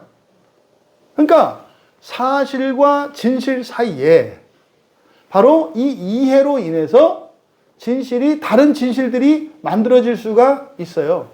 그럼 이해는 사실을 보고 또는 사실을 듣고 깨달아서 그 진의를 알게 하는 지성의 종합적인 작용이에요. 그러니까 여러분들이 교회에서 설교를 듣고 교회 생활하고 이렇게 하시는 것은 사실은 전부 뭐예요? 하나님의 말씀인 성경을 바르게 이해하기 위해서 교회가 필요한 거고, 성경 공부가 필요한 거고, 기도가 필요한 거고, 은혜가 필요한 거예요. 이게 없이는 이게 오해된단 말이에요. 오해된다고. 그래서 그토록 원하던 그리스도가 오셔서 영생을 지금 나누어 주는데도 받지도 않고 영접하지도 않는 일들이 일어났다, 이 말이에요. 그러면 하나의 사실에는 여러 개, 그러니까 이해의 차이로 인해서 여러 개의 진실이 생길 수 있다는 것을 여러분들이 아셔야 돼요. 이거는 우리 일상생활 속에서도. 그래서 싸우지 마라. 여러분들이 토론하는 것은 그래서 뭐에 대해서 얘기만 하는 거다? 사실에 대해서만. 여러분들이 이제 대화할 때 생각해 보세요. 사실에 대해서 말하고 있는지 진실에 대해서 말하고 있는지. 상대방은 자기 입장에서 자기의 진실을 말을 해. 근데 내 입장에서는 나의 진실만 또 말해. 결론이 안 나는 거예요. 그러니까 그쪽 진실이나 내 쪽 진실이나 전부 진실이에요, 진실. 중요한 건, 그래서 마음기행할 때 팩트가 중요하다고 하잖아요. 있었던 일. 그리고 나서 이해를 해보는 거죠. 이렇게 저렇게를. 여러분들이 바로 동일한 사건이라 하더라도 여러 사람의 입장과 또 그 사람의 믿음과 또 그 사람의 여러 가지 상황에 따라서 달라진다고 하는 것을 아셔야 돼요. 그래서 나의 진실만 진실이 아니라 각자가 다른 진실을 가지고 있다는 거. 이렇게 나누는 거예요. 나눌 때 보면은 내가 생각하지 못했던 걸 다른 분들이 말하잖아요. 그래서 우리들이 이 세상 모든 사람들이 깨달았던 그 진실의 총합, 그게 진리거든요. 근데 그거를 우리가 다 배워야 될 필요가 없어요. 성령께서 우리의 누수를, 우리의 감성을, 우리의 의지를, 우리의 열심을, 우리의 마음을 통해서 새롭게 하시면 그런 많은 공부나 경험이 없고도 진리에 이룰 수 있는 거예요. 그래서 성경 하는 거예요. 여러 책들은 각자의 진실에 대한 얘기죠. 그래서요, 성경 이외의 다른 책들을 보면 어떻게 돼요? 분열이 일어나고 대립이 일어나고 갈등이 일어나요. 왜? 진실이 다르니까. 각자의 진실이 다르니까. 근데 성경만 보면 어떻게 돼요? 이거는 진리. 진리는 하나님의 뜻이에요. 성경만 유일한 진리인 거예요. 나머지는 진실을 담고 있는 거죠. 여러분들이 사실과 진실이라고 하는 이 두 개의 단어의 의미를 정확히 아셔야 돼요. 진실은 진짜 사실이고, 사실은 진짜 가짜가 없어요. 딱 하나, 그러니까 진짜와 가짜 딱 하나 있는 거예요. 사실이라는 말은. 그러니까 우리들이 말을 그냥 사용하니까 그렇다. 근데 진실은 그 사람에게는 사실이지. 왜? 자기 입장에서 그 의미를 부여했기 때문에. 거기에는 감정과 또 지나간 그 삶의 여정, 이게 다 배어 있는 거예요. 그러니까 어떤 사건을 여러분한테 이제 마음기형을 써보세요 했을 때 다 다르게 얘기를 하거든요. 왜요? 다른 의미로 받아들이니까. 그런 상황이었을 때 사람마다 그게 다른 의미로 받아들여지거든요. 또 여러분들이 가지고 있는 근본 감정의 우선순위도 또 다 달라. 어떤 사람은 수치심이 제일 큰 사람들은 어떤 상황이 있을 때 수치심을 느낀다고요. 어떤 사람은 외로움을 느낀다고요. 어떤 사람은 두려움을 느껴요. 그래서요, 다 달라요. 다 달라. 그러니까 서로 싸워서 이기려고 하거나 이렇게 하지 마라. 그래서 어떻게 해라? 사실을 설명하고 그 다음에 자기의 진실을 설명을 해라. 아, 집사님 그때 이렇게 언제 어디서 누가 어떻게 이렇게 했잖아요. 그때 제가 그걸 보고 저는 이 생각을 해서 이렇게 한 거예요. 아, 나는 또 이걸 보고 이렇게 생각했네? 그러면 서로의 진실과 진실이 합쳐지면 진리에 가까워지죠. 이때 은혜가 일어나고 시너지가 일어나는 거예요. 근데 거기서 이제 막 싸우죠. 교리 논쟁이나 이런 것들은 봐요. 다 진실 논쟁이에요. 다 진실이에요. 알미니안도 진실이고요. 개혁주의자도 진실이고요. 다 진실이에요. 성결교도 진실이고요. 장로교, 감리교, 침례교, 구세군 다 진실을 말해요. 근데요, 진실은 절대적이지 않고 상대적이에요. 이걸 모두 합치면 진리에 가까워져 가는 거죠. 모두 합쳐야. 근데 이게 배타적으로 가면 어떻게 되겠어요? 진실 게임이 된다고. 우리는 진실을 추구하는 사람들이 아니라 뭐다? 진리를 추구하는 사람들이에요. 진리를. 지금 예수님이 이걸 가르쳐 주시려고 하는 거예요. 그러니까 빌립이 그걸 모르고 있는 거죠. 근데 왜 예수님이 왜 빌립에게 이 질문을 했을까? 이유가 있지 않겠어요? 다른 사람도 아니고 꼭 그 제자 왜 빌립한테 질문을 했을까? 그러면 요한복음 1장 43절에서 45절에 보면은 바로 이 빌립이 어떤 사람인지를 알 수가 있어요. 빌립은요, 구약 성경에 정통한 사람이에요. 모세오경과 선지서에 대한 선지식을 가지고 있어요. 예수님께서 빌립을 전도하셨거든요. 근데요, 곧바로 빌립이 어떻게 해요? 다른 사람을 전도해요. 바로 전도해요. 성경에 보면 바로 예수님이 전도했는데, 그리고 나서 이 빌립이 어떤 사람인지 얘기하고 빌립이 나다나엘을 바로 전도해요. 그럼 나다나엘은요, 그때 모세가 율법에 기록했고 선지자가 기록했던 그이라고 얘기를 한다고요. 그러니까 빌립은 이미 구약에 대한 배경 지식을 갖고 있기 때문에 예수님을 구약 성경을 가지고 전도한 거예요. 나다나엘한테. 그러니까 상당히 이성적인 신앙을 가지고 있는 사람이에요. 이러니까 예수님이 바로 그이야. 이성적으로 논리적으로 이렇게 설명한 사람이다 이 말이에요. 빌립이. 그런 빌립에게 예수님이 질문을 하신 거잖아요.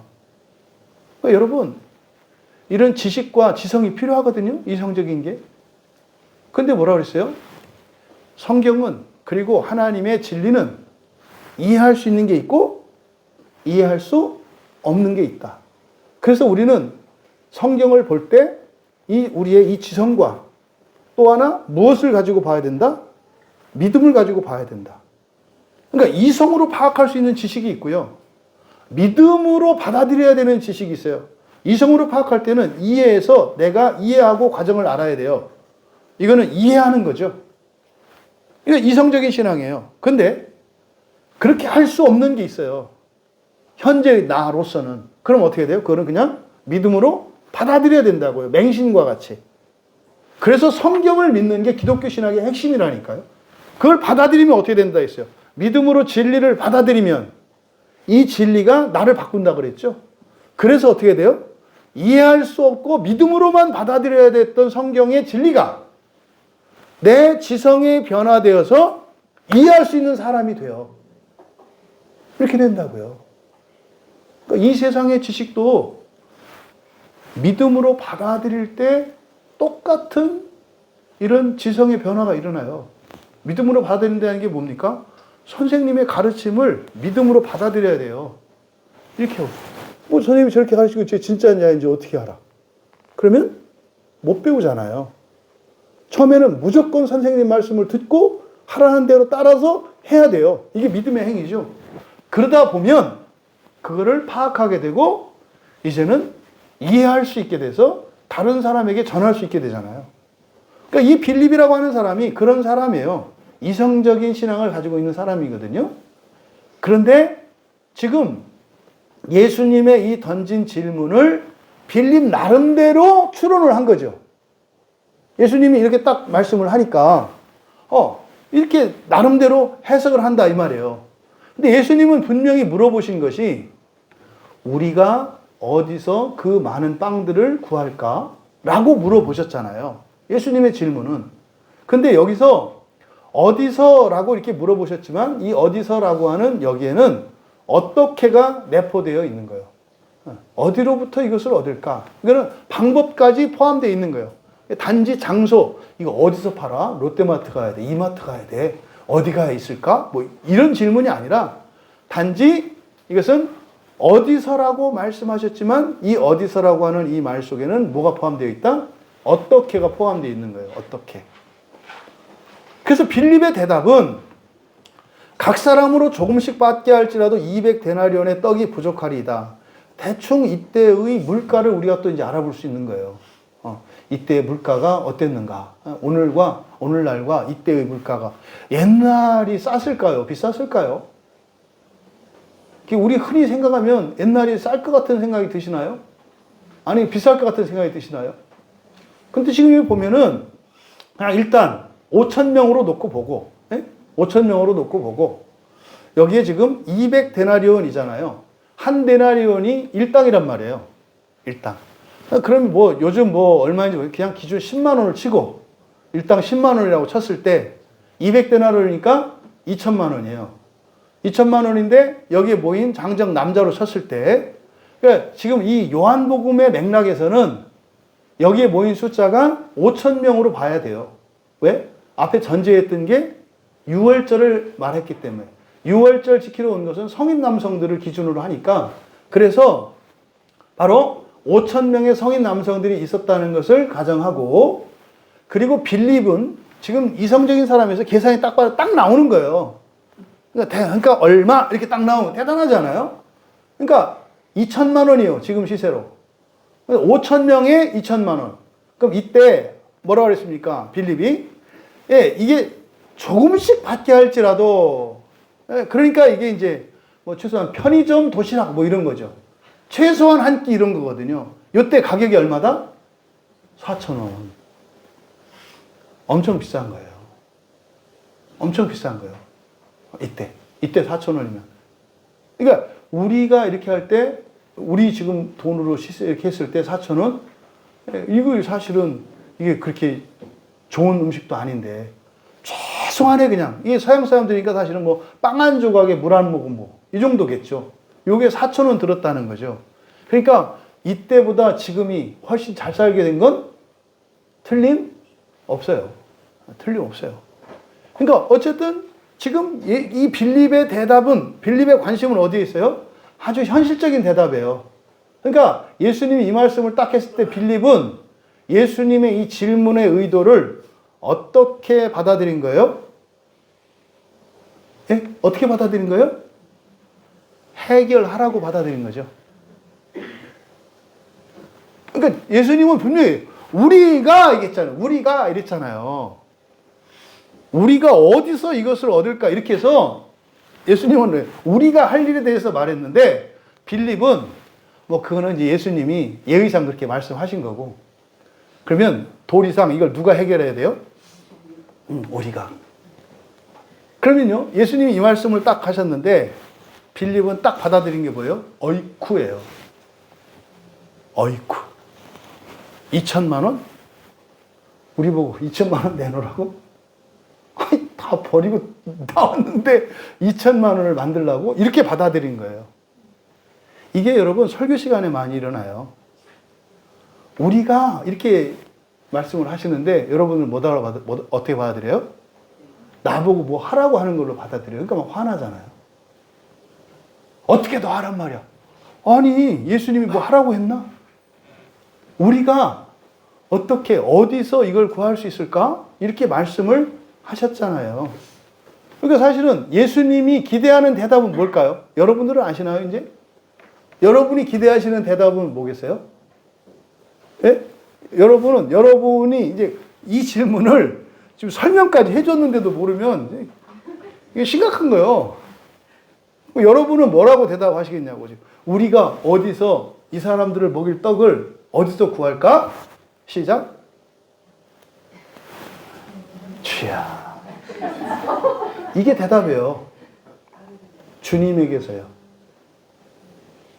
주님에게서요. 이게 묻는 대답. 왜? 뒤에 내용을 보면 알잖아요. 주님에게서요. 주님이 제자들을 따라오라고 할 땐 모든 걸 책임지신다고 한 거 아니에요. 그리고 지금 이적들을 봤잖아요. 그리고 수많은 사람들이 이적 때문에 찾아왔잖아요. 제자들은 뭣도 없어요? 이적에 대한 믿음도 없어요. 묵은지. 제자이기만 하고 교회만 오래 다녔지. 교회 오래 다닌 결과는 뭐예요? 그나마 있던 이적에 대한 믿음도 버렸어. 맨 처음에 올 때는 이적에 대한 믿음이라도 있어서 기도라도 했지. 간절하게. 주야 주시옵소서. 믿는 줄 믿습니다 이랬지. 근데 오래 되고 나서 제자 되고 나니까 뭐예요? 또 이제 그 누가 들어와서 그렇게 하면 그래 그때가 좋았지 한때다. 묵은지시나 이런 거죠. 그러니까 지금 이 제자들이 얼마 되지도 않은 요 사이에 예수님에 대한 기대감도 사라지고 이적에 대한 믿음도 사라지고 이들에게 남은 건 뭐만 있어요? 책임과 의무만 있어요. 얼마 되지도 않았는데. 이 사실을 우리가 알 수 있어요. 우리가 어디서 구할 수 있을까라고 하는데 200데나리온 갖고도 부족해요 라는 대답은 너무 앞선 대답이죠. 왜 이런 일이 일어나요? 논리비약이에요. 논리비약. 해석을 할 때 건너뛰는 거죠. 이걸 비약이라고 합니다. 비약. 논리의 비약. 우리나라 사람들은 이게 특별히 심해요. 왜냐하면 우리 언어가 가지고 있는 특징 중에 하나가 비약적인 언어예요. 이게 여러분들도 제 설교를 듣다 어려울 때 막 비약하는 게 있어서 그래요. 중간과정 논리적으로 이렇게 설명하는 게 아니라 훌쩍 뛰어넘는다 그렇게. 그러다가 하고 벼랑이니까 멈춰 서가지고 이렇게 멈추는 경우들이 있잖아요. 근데 이거는 성경에서는 그래서 설교를 하거나 이럴 때는 사실은 성경에 대한 어떤 선의의 이런 지식들을 알고 있을 거라고 저는 얘기를 한단 말이죠.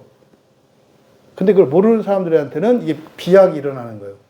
갑자기 왜 이렇지? 설명이 안 되는 거죠. 왜 이렇게 일일이 설명을 해요? 이게 이제 논리 비약 때문에 어떤 사람들은 못 따라오니까 진술이 이런 비약이 일어나니까. 하지만 여러분들이 사실에 기초하지 않은 이런 논리의 비약, 이건 사실은 지식 있는 사람들이 빠지기 쉬운 함정이에요. 지성적이지 않은 사람들은 이런 논리 비약도 없어요. 그래서 지금 이 논리 비약이 사실은 예수님과 제자들 사이에 특히 이 빌립과 예수님 사이에 큰 걸림돌이라는 사실을 가르쳐 주시는 거죠. 이거는 사실 앞에 유대인들에게 했던 말씀도 같아요. 그들은 하나님이 주신 이 율법과 계시가 그저 이 세상 먹고 사는 것인 줄 알아. 자기 논리가 그랬다 이 말이에요. 그러니까 아무리 하나님의 일을 얘기해도 그걸 다 끌어내려서 땅의 것으로 다 바꿔버려요. 이게 지금 사실은 한국 교회 안에서도 이런 일들이 계속 일어나죠. 하나님은 자꾸 하나님 나라에 대해서 얘기를 하는데 그걸 갖다가 이 전당포에다 이 사탄이 운영하는 전당포에다 갖다 맡기고 말도 안 되는 금쪼가리, 빵쪼가리 갖다가 세상의 것으로 바꿔내는 이런 일들이 일어나는 거죠. 이 논리의 왜곡과 비약 때문에 그래요. 근데 지금 빌립의 이 대답은 너무 비약적인 거지만 사실은 이게 되게 현실적인 얘기죠. 네. 딱 들으니까 그럼 이 사람들을 먹여야 된다고? 그럼 보나마나 우리가 해야 되는데 그럼 이 사람들을 딱 먹이려면 딱 숫자를 딱 보니까 1인당 4,000원 딱 쳤을 때 4, 5, 20 딱 200데나리온 딱 나오네. 그러니까 현실적인 문제. 사실은 이 빌립의 이 대답은 이 문제를 해결하려고 하는 것이기는 합니다만 빌립은 예수님의 이 질문을 어떻게 받아들인가요? 감당할 수 없는 지나친 요구를 하신다. 과중한 책임을 떠맡기는 것처럼 받아들인 거죠. 이런 거 우리들이 많이 느끼는 거예요. 성경 말씀을 들을 때 쓸데없이 의무감을 느끼고 막 이렇게 하는 거죠. 여러분, 빌립은 들을 때만 이렇게 논리 비약이 일어나는 게 아니라 말할 때도 논리 비약이 일어난다는 것을 알 수 있어요. 그러니까 그냥 예수님이 하신 질문에 대해서만 말을 하면 되는데 그렇지 않다고. 그럼 여러분, 그런 거잖아요. 빌립의 말은. 예수님, 어디서 파는지, 어떤 시장인지 이게 중요한 게 아니라 우선 거기 갈 돈이 없어요. 이때 빌립의 심사가 어땠을 것 같아요, 여러분? 네? 빌립의 심사가 뒤틀리지 않았을까요? 이런 거죠. 내가 월급을 뭐 200만 원을 받아요. 예를 들어서. 네? 네, 200만 원 월급을 받아요. 집에 딱 왔어요. 그때 이제 아내가 그러는 거예요. 여보, 이번에 저기에 새로운 아파트가 지어진대. 모델하우스가 너무 좋대. 그래가지고 우리는 언제 저런 집에 살까? 이거는 지금 집 사달라고 하는 거 아니잖아요.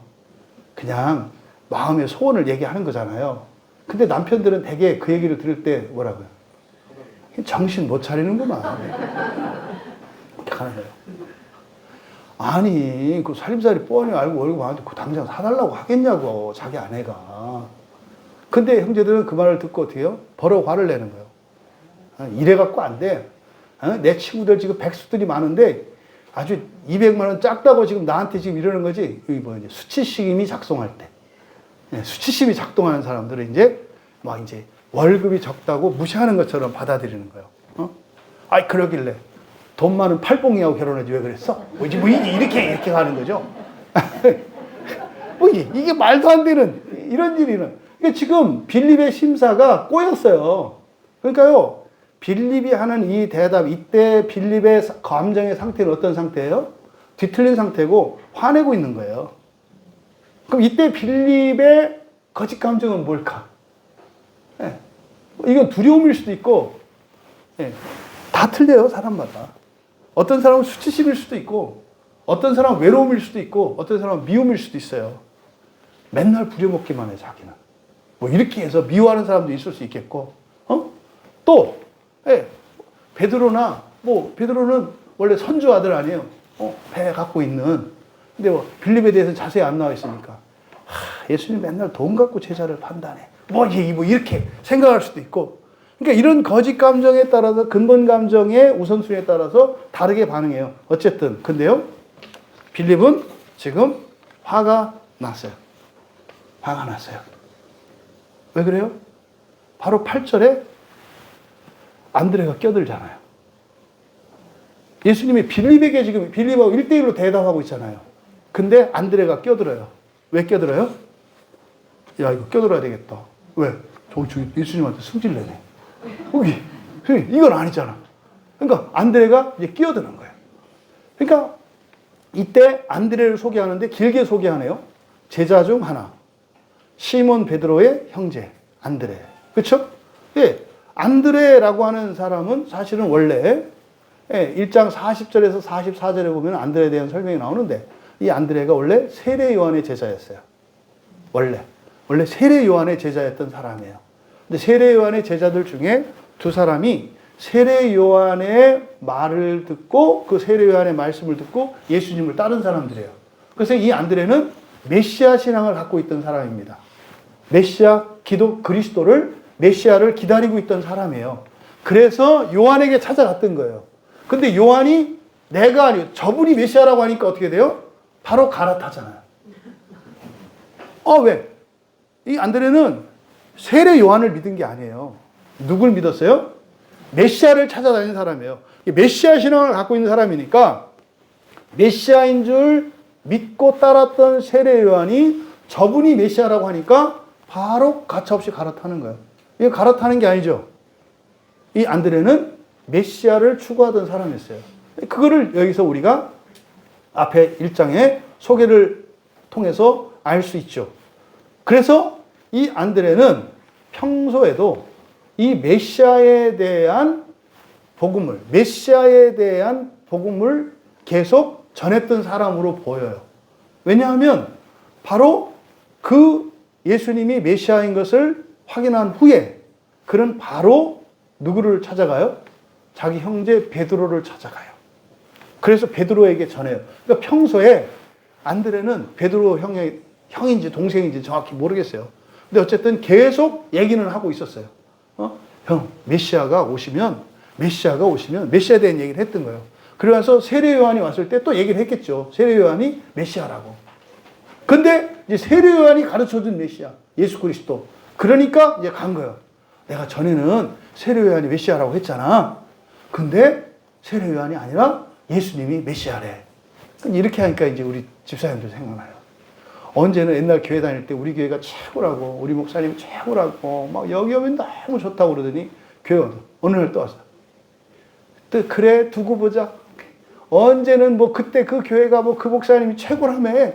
그들이 이제는 또 거기네. 이럴 줄 알았어. 또 보자, 나중에. 뭐 이런 거잖아요. 그러니까 안드레는 최소한 메시아 신앙을 갖고 있었고 예수님을 누구로 믿고 따라요? 메시아. 그래서 안드레의 신앙은 메시아 신앙이에요. 그래서 이런 이적과 표적을 따르는 게 아니라 안드레는 예수님이 누구라고? 메시아라고 믿고 따라요. 그러니까요. 그걸 이성적으로 생각하거나 이렇게 하지 않고 그냥 받아들이겠죠.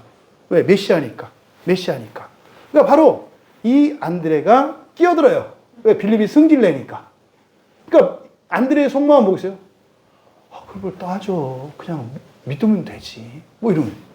그냥 믿으면 되는 거지. 그럼 우리가 이걸 어디서 구할까 그랬으면 그냥 자기 생각만 말하면 되지. 그게 맞느니 틀리느니 할 수 있느니 없느니 왜 승질을 내고 저 난리야? 이렇게 하면서 슬그머니 끼어드는 거죠.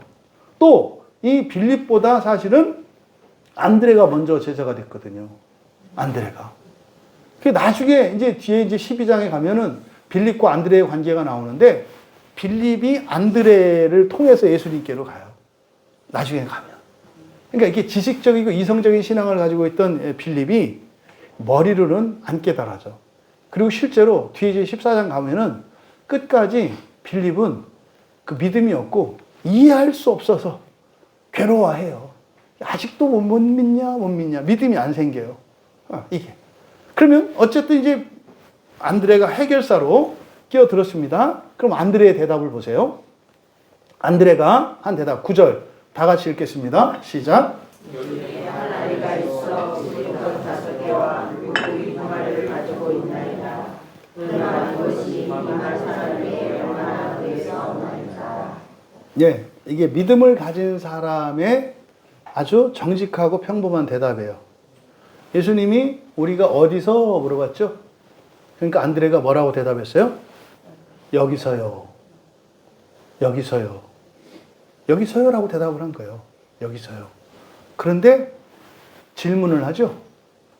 여기에 있는 건 사실이 뭐예요? 보리떡 5개와 물고기 2개가 사실이에요. 그리고 먹어야 될 5,000명의 장정들이 있어요. 이게 사실이죠? 그래서요. 믿음으로 받아들여요. 어디서 이거를 구해야 할까? 여기서요, 주님. 근데 믿음으로는 여긴 줄 알겠는데요. 제가 이해할 수가 없어요. 그래서 뭐라고 합니까? 그것이 이 많은 사람에게 얼마나 되겠사옵나이까. 믿음과 이해 사이, 사실과 진실 사이죠. 근데 빌립은, 그러니까 안드레는 있는 그대로 물어봐요. 믿음으로 받아들였어요. 근데요, 이해가 되지 않아요. 이해가 되지 않는다는 것은 확신이 되지 않는 거예요. 확신이 되지 않는 거. 그거를 정직하게 물어봐요. 이거 가지고 어떻게 할 수 있을까요, 주님? 묻잖아요. 그러니까 여기서 여기라고 하는 이렇게 대답한 것은 예수님의 의도를 알아차린 거죠. 그러니까 이성의 신앙이 아니라 믿음으로 믿음의 신앙을 가지고 있는 사람들은 이것이 문제가 되지 않아요. 그리고 물어봐요. 그럼 우리는 기도하는 거겠죠. 주님이 나와 함께 하시고 날 도우실 줄 믿어요. 근데 주님 불안해요. 어떻게 해야 될지를 모르겠어요. 갈 바를 모르겠어요. 주님, 어떻게 해야 돼요? 이렇게 물어보잖아요. 이게 지금 안드레 신앙입니다. 그리고 그에 대해서 이제 예수님께서 대답을 해주시죠. 뭐라고 하셨어요? 예수님께서 말씀하시기를 이 사람들로 앉게 하라. 이 사람들을 앉게 하라. 여기서 앉게 하라, 앉다라고 하는 이것이 그냥 앉고, 그러니까 눕고, 앉고, 서고 하는 사람의 위치를 나타내는 말이 아니에요. 이게 아나핍토라는 말인데, 이 아나핍토는 식사할 때, 그러니까 식탁에 모이라고 해라, 이런 뜻이에요. 우리말로 하자면.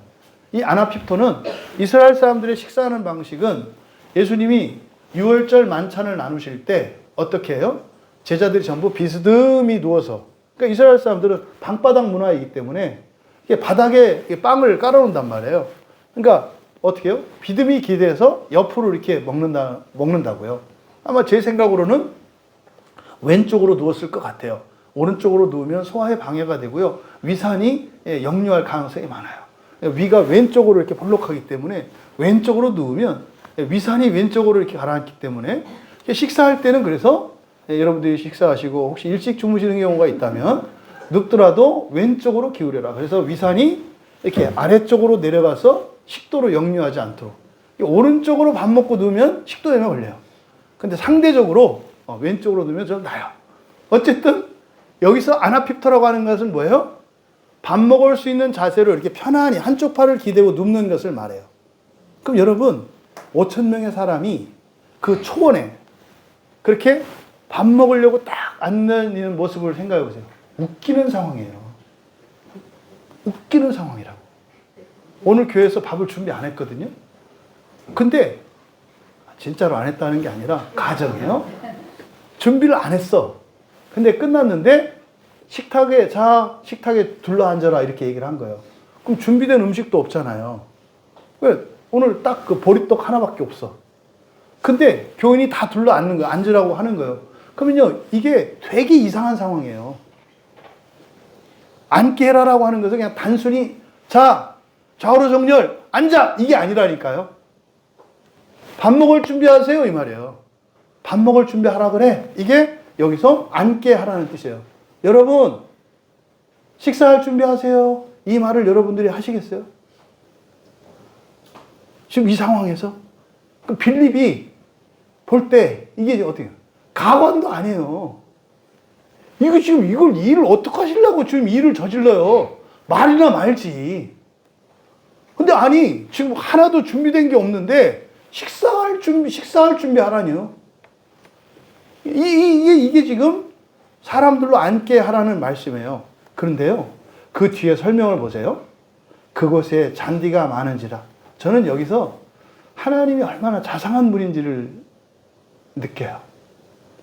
그냥 쭉쭉쭉 가도 상관없잖아요. 근데 여기다가 이런 토를 왜 다 넣을까? 잔디가 많은지라, 풀이 무성했다 이 말이에요. 양탄자처럼 푹신푹신해서 이렇게 비스듬히 기대어 왔는데 불편함이 없었다. 그러니까 예수님이 산에 올라가서 앉으실 때 골라서 앉으신 거죠. 왜? 예수님은 이미 많은 사람들을 밥 먹일 준비까지 다 한 거예요. 그래서요, 풀이 많은 곳에 가서 이렇게 밥 먹는 동안 이렇게 누울 때 이게 팔꿈치 까지지 않도록 아프지 않은 곳에 충분히 푹신푹신한 곳으로 가셨다는 거예요. 야, 근데 이런 거를 성경에 이렇게 기록해놔요. 여러분, 하나님은 생각보다 자상한 분이세요. 훨씬 자상한, 이 디테일에 강한 분이세요. 그러니까 여러분의 심사와 삶의 이런 필요들을 대충 옛다 먹으라 하시는 분이 아니라 여러분 감정 상하지 않게, 자존심 상하지 않게 이렇게 굉장히 디테일에 섬세한 분이시라는 것을 우리가 알 수 있어요. 사람들이 앉으니 5천 명쯤 돼요. 이거 이적이에요. 아니 거기에 와가지고 자, 밥 먹을 준비하세요라고 하는데 사람들이 우르르 가죠. 뭐 이렇게 모여서 식사할 준비를 딱 하냐 이 말이에요. 그 산에서 말이에요. 그런데요, 사람들이 다 앉은 거예요. 그러니까 11절에 나오잖아요. 예수님의 섬김입니다. 예수님의 섬김. 여기서는 예수님이 직접 주신 것으로 얘기를 해요. 이 기사는 마태, 마가, 누가, 요한복음, 사복음서에 다 들어가 있거든요. 근데 다 달라요. 이야기가 조금씩 달라요. 그리고 공관복음에, 마태, 마가, 누가복음의 이 공관복음에서는요, 예수님이 뭐라고 하냐면 너희들이 먹여라 그래요. 너희들이 먹여라. 제자들에게 섬기라고 하신다고요. 근데 여기서는요, 요한은 예수님이 직접 하셨다고 말을 해요. 이거 갖고 이제 어떤 사람들은 비판하는 거예요. 다른 성경에는 예수님 들고 시켰다고 그랬는데 왜 여기서는 자기가 했다 그래? 그래서 사실과 진실 사이. 사실은 예수님이 오병이어, 그러니까 떡 5개와 물고기 2마리를 가지고 5,000명이 되는 사람들을 먹였어요. 근데 그때 제자들이 나눠줬어요. 이게 사실이에요. 근데 지금 여기서는 사실 전체를 다루지 않아요. 여기서는 진실에 초점을 두고 있는 거예요. 그러면 예수님의 진실이죠. 그러면 떡을 취하셨다. 첫 번째. 예수님이 떡을 취하셨다. 조심하실 것은 이 떡은 누구 떡이에요? 네. 아이의 떡이에요. 아이의 떡. 이 아이의 떡을 가지고 해요. 그러면 이 아이 떡은 누가 섬긴 거예요? 아이가 섬긴 거예요. 아이가 내놨을까요? 제자들이 뺏었을까요? 내놨겠죠. 내놨겠죠. 왜 아이라고 했을까? 힘없는 사람이에요. 힘없는 사람. 힘없는 사람의 작은 섬김이에요. 힘없는 사람의 작은 섬김. 그러면 그 아이의 작은 섬김, 그것을 예수님이 어떻게 하셨다? 취하셨다. 받으셨다는 거예요. 그럼 여러분들의 작은 섬김을 받으셔요? 안 받으셔요? 받으셔요. 그게 크냐 적으냐는 상관이 없어요. 왜? 제자가 이거 누구 코에 붙여요? 얘기를 했던 거잖아요. 그렇죠? 중요한 것은 이 오병이어라고 하는 이 사실과 하나님이 이것을 가지고 하실 진의, 이것을 파악해야 되는 거예요. 어쨌든 한 사람, 한 아이의 섬김이 있었다는 것을 우리가 알아야 돼요. 그리고 예수님이 그걸 받으셨다는 거예요. 그 다음에 축복하셨어요. 축복하셨다는 것은 그 떡에 대한 축복입니다만 하나님께는 감사하는 거예요. 감사했어요. 보세요. 떡 5개, 보리떡 5개와 물고기 2마리를 가지고 5,000명이나 되는 사람들이 밥을 먹어야 되는데 이걸 갖고 감사하고 있어요. 여러분이 이번 달에 들어갈 돈이 500만 원이에요. 근데 이번 달에 벌어들인 돈이 100만 원밖에 안 됐어요. 이때 여러분은 감사해요? 걱정해요? 예수님은 감사하셨대요. 500만 원이 필요한데 100만 원밖에 못 벌었어요. 100만 원을 감사했대요. 거기에 어떤 일이 일어나는 거겠죠. 어떤 일이 일어났어요? 나누어 주셨대요. 그러니까요. 모자라면 모자란 대로 그냥 그걸 가지고 나누어 주면 되는 거죠. 나누어 주셨대요. 물고기도 그렇게 하셨대요. 그런데 놀라운 일은 어떻게 됐다고요? 그들의 원대로 주시니라. 원하는 만큼 배 터질 만큼 먹었다는 거예요. 원하는 만큼 주셨다. 여러분, 예수님께서 빌립에게 시험하신 그것은 바로 예수님이 한마디로 말하면 나를 따르는 자는 내가 모든 것을 다 채워줄 수 있다는 거예요. 그런데 지금 너희들의 상황은 조금 전에 유대인들한테 이야기할 때 제자들은 속으로 어땠던 것 같아요? 우리와는 상관이 없고 우리는 마치 다 아는 자와 같이 생각했던 거죠. 근데 여기서 예수님께서는 너는 저들만도 못해. 저들만도 못해.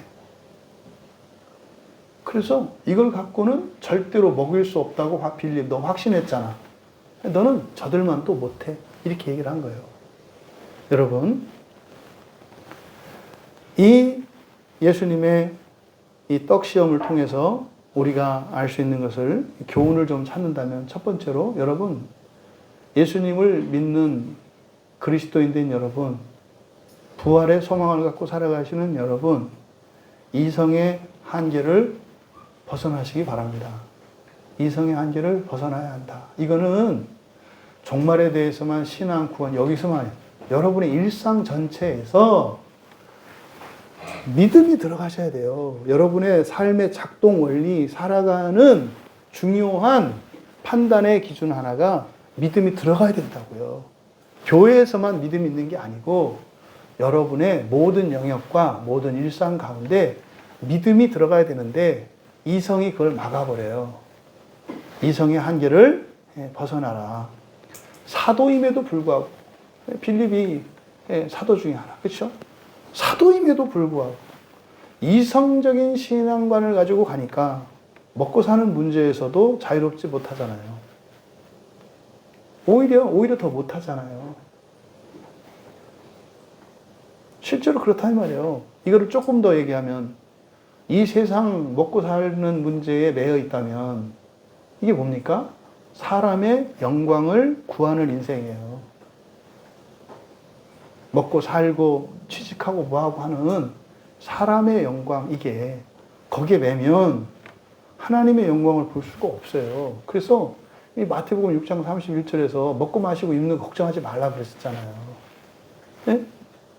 들풀도 입히시고 새들에게도 먹이시는 하나님.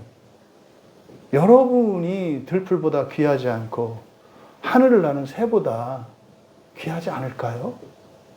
근데요, 믿음이 이성의 한계를 넘지 못해. 그러니까 여러분들이 가지고 있는 하나님은 성경의 하나님이 아니라 여러분이 만들어낸 신이에요. 이럴 것이다. 이 정도는 할 것이다 라고 하는 여러분들이 만들어낸 신. 여러분, 바로 5장에서 예수님께서 유대인들에게 사람의 영광을 구하느라 하나님의 영광을 바라지 않는다고 했던 그들의 한계, 너희들도 별반 다르지 않다. 오히려 어떤 점에서는 이적에 대한 믿음도 없는 그들보다 못한 이들이다 라고 하는 사실을 우리들이 교훈을 얻을 수 있어요. 두 번째로는 이 사도들이 따르는 이들의 사도들은, 예수님을 따르는 이 사도들은 따르는 자들에게, 예수님에게 나오는 이들에게 현실적인 문제도 섬겨야 한다는 사실을 가르쳐 주셔요. 현실적인 문제도. 왜? 예수님이 현실적인 문제도 해결해 주시는 분이시라는 거예요. 그래서 정말로 이 교회 안에서 여러분들이 예배를 드릴 때 여러분의 본성만 바뀌는 것이 아니라 본성의 변화는 여러분의 환경의 변화를 일으켜요. 여러분의 살림살이도 더 나아지고요. 여러분이 일하시는 회사, 여러분들이 운영하는 그것도 더 나아져요. 뭐하면? 여러분의 본성이 바뀌면. 방식만 다른 거예요, 방식만. 하지만 현실적인 문제에 주님이 직접적으로 도움을 주신다는 사실. 그럼 제자들에게도 뭘 가르쳐 주시는 거예요? 이 다음에 내가 하늘로 가고 난 뒤에 이 땅에서 나를 믿고 나를 따르는 이들이 생길 건데 그들의 현실적인 문제도 너희들이 챙겨줘야 한다. 라고 하는 사실을 가르쳐 주시는 거죠. 그래서 앞서 말씀드린 것처럼 공관복음에서는 뭐라고 해요? 제자들에게 먹이라고 한다고요. 또 베드로에게 마지막에 가서 하시는 말씀이 뭐예요? 양떼들을 먹이라고 한다고요. 여러분, 육신의 문제, 이 세상의 문제, 이것은 이 세상을 살아가는 사람들에게는 영적인 문제, 하나님 나라의 문제보다 더 커요. 더 커요. 이것을 예수님께서 그들을 비난하거나 정죄할 것이 아니라 그들의 삶의 필요를 채워줘라. 그럼 여러분, 이 교회에서 여러분들은 그런 필요를 채우고 계십니까? 네. 교회가 어떻게 여러분들의 그 필요를 채우시던가요? 네? 돈을 줍니까? 일자리를 줍니까? 뭘 줍니까? 네. 물고기 잡는 법을 가르쳐 주죠.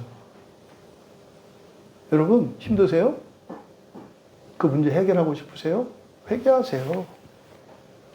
회개하세요. 그러면 해결이 돼요. 해결이 되는 정도가 아니라 그것을 능가하게 하십니다. 이게 그래서 회개는 단지 이 다음에 뭐 지옥 안 가고 벌 안 받고 이런 게 아니에요. 여러분의 현재적인 인생과 종말에 여러분의 인생을 바꾸는 것이다. 끝으로 세 번째는 이 먹고 사는 문제는 그리스도인이 반드시 거쳐야 하고 넘어야 하는 시험인 것을 우리에게 가르쳐줘요. 그러니까요, 이성과 믿음의 그 경계가 먹고 사는 문제예요. 여기서 먹고 사는 것은 여러분들이 이 세상을 살아가는 전체를 말해요. 여러분들이 자녀를 키우시고 또 자녀들이 결혼하고 이 다음에 취직을 하고 뭐 하는 이런 모든 문제가 먹고 사는 문제예요. 이것이 이성과 믿음을 가르는 가름막이라는 것을 우리에게 가르쳐 줍니다. 예수님이 맨 처음 그리스도의 공생애를 시작하실 때 하신 게 뭐예요? 누가복음 4장 3절에서 마귀 시험을 받으시잖아요. 이 돌로 뭘 만들어라? 떡을 만들어라. 너 떡 줄 수 있어? 이렇게 물어보시잖아요. 그러니까 이 떡 시험은 반드시 여러분에게 와요. 뭐 우리 딸은 남묘 호랑교의 교를 믿고 있는 그 언니가 항상 물어보잖아요. 그래서 너 예수 믿으면 밥이 나와? 너 예수 믿어서 더 잘 살아? 네가 나보다 잘 살아? 이렇게 질문하잖아요. 네. 그때 어떻게 되는 거예요? 과감하게 대답할 수 있어야 돼요. 응이라고. 대답할 수 있어야 돼요. 대답할 수. 근데 이게 시험이라고요. 영적인 그리스도인이 반드시 넘어야 되는 시험이에요. 이 세상을 살아가는 문제를 가지고 바로 이런 이성적 신앙, 경험적 신앙, 표적의 신앙에서 정말 믿음의 신앙으로 그리스도를 믿고 하나님 나라 영생 하나님의 영광을 믿는 믿음으로 나아가는 그 한계가 바로 먹고 사는 문제다. 그래서 죽고자 하면 살 것이요 할 때 우리말 성경은 죽고 살고 이렇게 되어 있습니다만 죽고자 할 때 죽는 것은 육체의 생명이에요. 푸시케 육체의 생명을 죽고자 하면 다 버리면 살 것이다는 조회예요. 영원한 생명을 얻을 거다라는 거예요. 여러분이 내려놓을 때 그리고 여러분이 끝낼 때 하나님이 시작해요. 여러분 이성적인 신앙, 현실적인 신앙에서 정말 하나님의 영광을 믿는 하나님의 영광을 소망하는 신앙으로 나아가실 수 있는 여러분 되시기를 주님의 이름으로 축원합니다. 찬양 준비해 주시고요. 네, 여러분 중에는 그 표적에 대한 기대와 믿음을 가지고 나아가시는 분들이 있을 수 있고요. 또 옛날에는 그런 게 있었는데 지금은 그도 저도 없고 그저 타성에 젖은 형식적인 신앙생활을 하고 있는 분이 있을 수도 있어요. 또 여러분들은 그런 표적의 신앙을 갖고 있음에도 불구하고 나를 위하여 이 세상을 위해서가 아니라 하나님의 영광을 위하여 살아가는 분들이 있을 수 있어요. 여러분 상관없습니다. 여러분이 어디에 있는지를 아는 게 중요해요. 여러분 수준이 중요한 게 아니에요. 여러분 자신을 아는 게 중요해요. 아, 나는 여기에 있구나. 그러니까 내가 나아가야 할 것은 이것이겠구나. 아, 나에게 있을 시험, 내가 넘지 못한 시험은 이것이었구나. 그리고 그래서 있는 그대로 정직하게 두려우면 두렵다. 걱정되면 걱정된다. 그것을 해결해 주시도록. 그래서 떡 5개와 물고기 2마리로 5,000명을 먹이셨던 그 놀라운 하나님의 구원의 역사가 여러분에게 임하기를 바랍니다. 그것을 경험하기 바랍니다. 그래서 오직 성경만을 믿고 진리로 살아가도 되겠다라고 하는 확신을 가질 수 있기를 주님의 이름으로 축원합니다. 함께 그 사랑 얼마나 이렇게 찬양할 때 있죠. 우리에게는 하나님을 사랑이 있어요. 하나님에 대한 믿음도 있고 소망도 있고 있어요. 근데요, 삶의 무게가 너무 커서 근데 그거를 마치 내가 해결해야 된다고 생각하니까 주님께 사랑을 고백하지 못해요. 또 주님이 주시는 소망을 자꾸 잊어버려요. 또 그나마 작은 믿음인데 그 믿음도 묻혀버려요. 현실의 삶의 무게 때문에. 이 시간 우리 함께 찬양할 때 여러분 안에 있는 그 믿음과 여러분 안에 있는 그 소망과 여러분 안에 있는 그 사랑을 함께 고백하며 찬양합니다. 우리와 함께 기도할 때 하나님, 내 떡 때문에 벌벌 떨고 내 떡 때문에 불안해하며 내 떡 때문에 대책을 세우며 살아가는 인생이 아니라 주님의 사랑으로 떡을 먹이는 우리들이 될 수 있도록 은혜를 내려 주시옵소서. 우리 같이 기도합니다.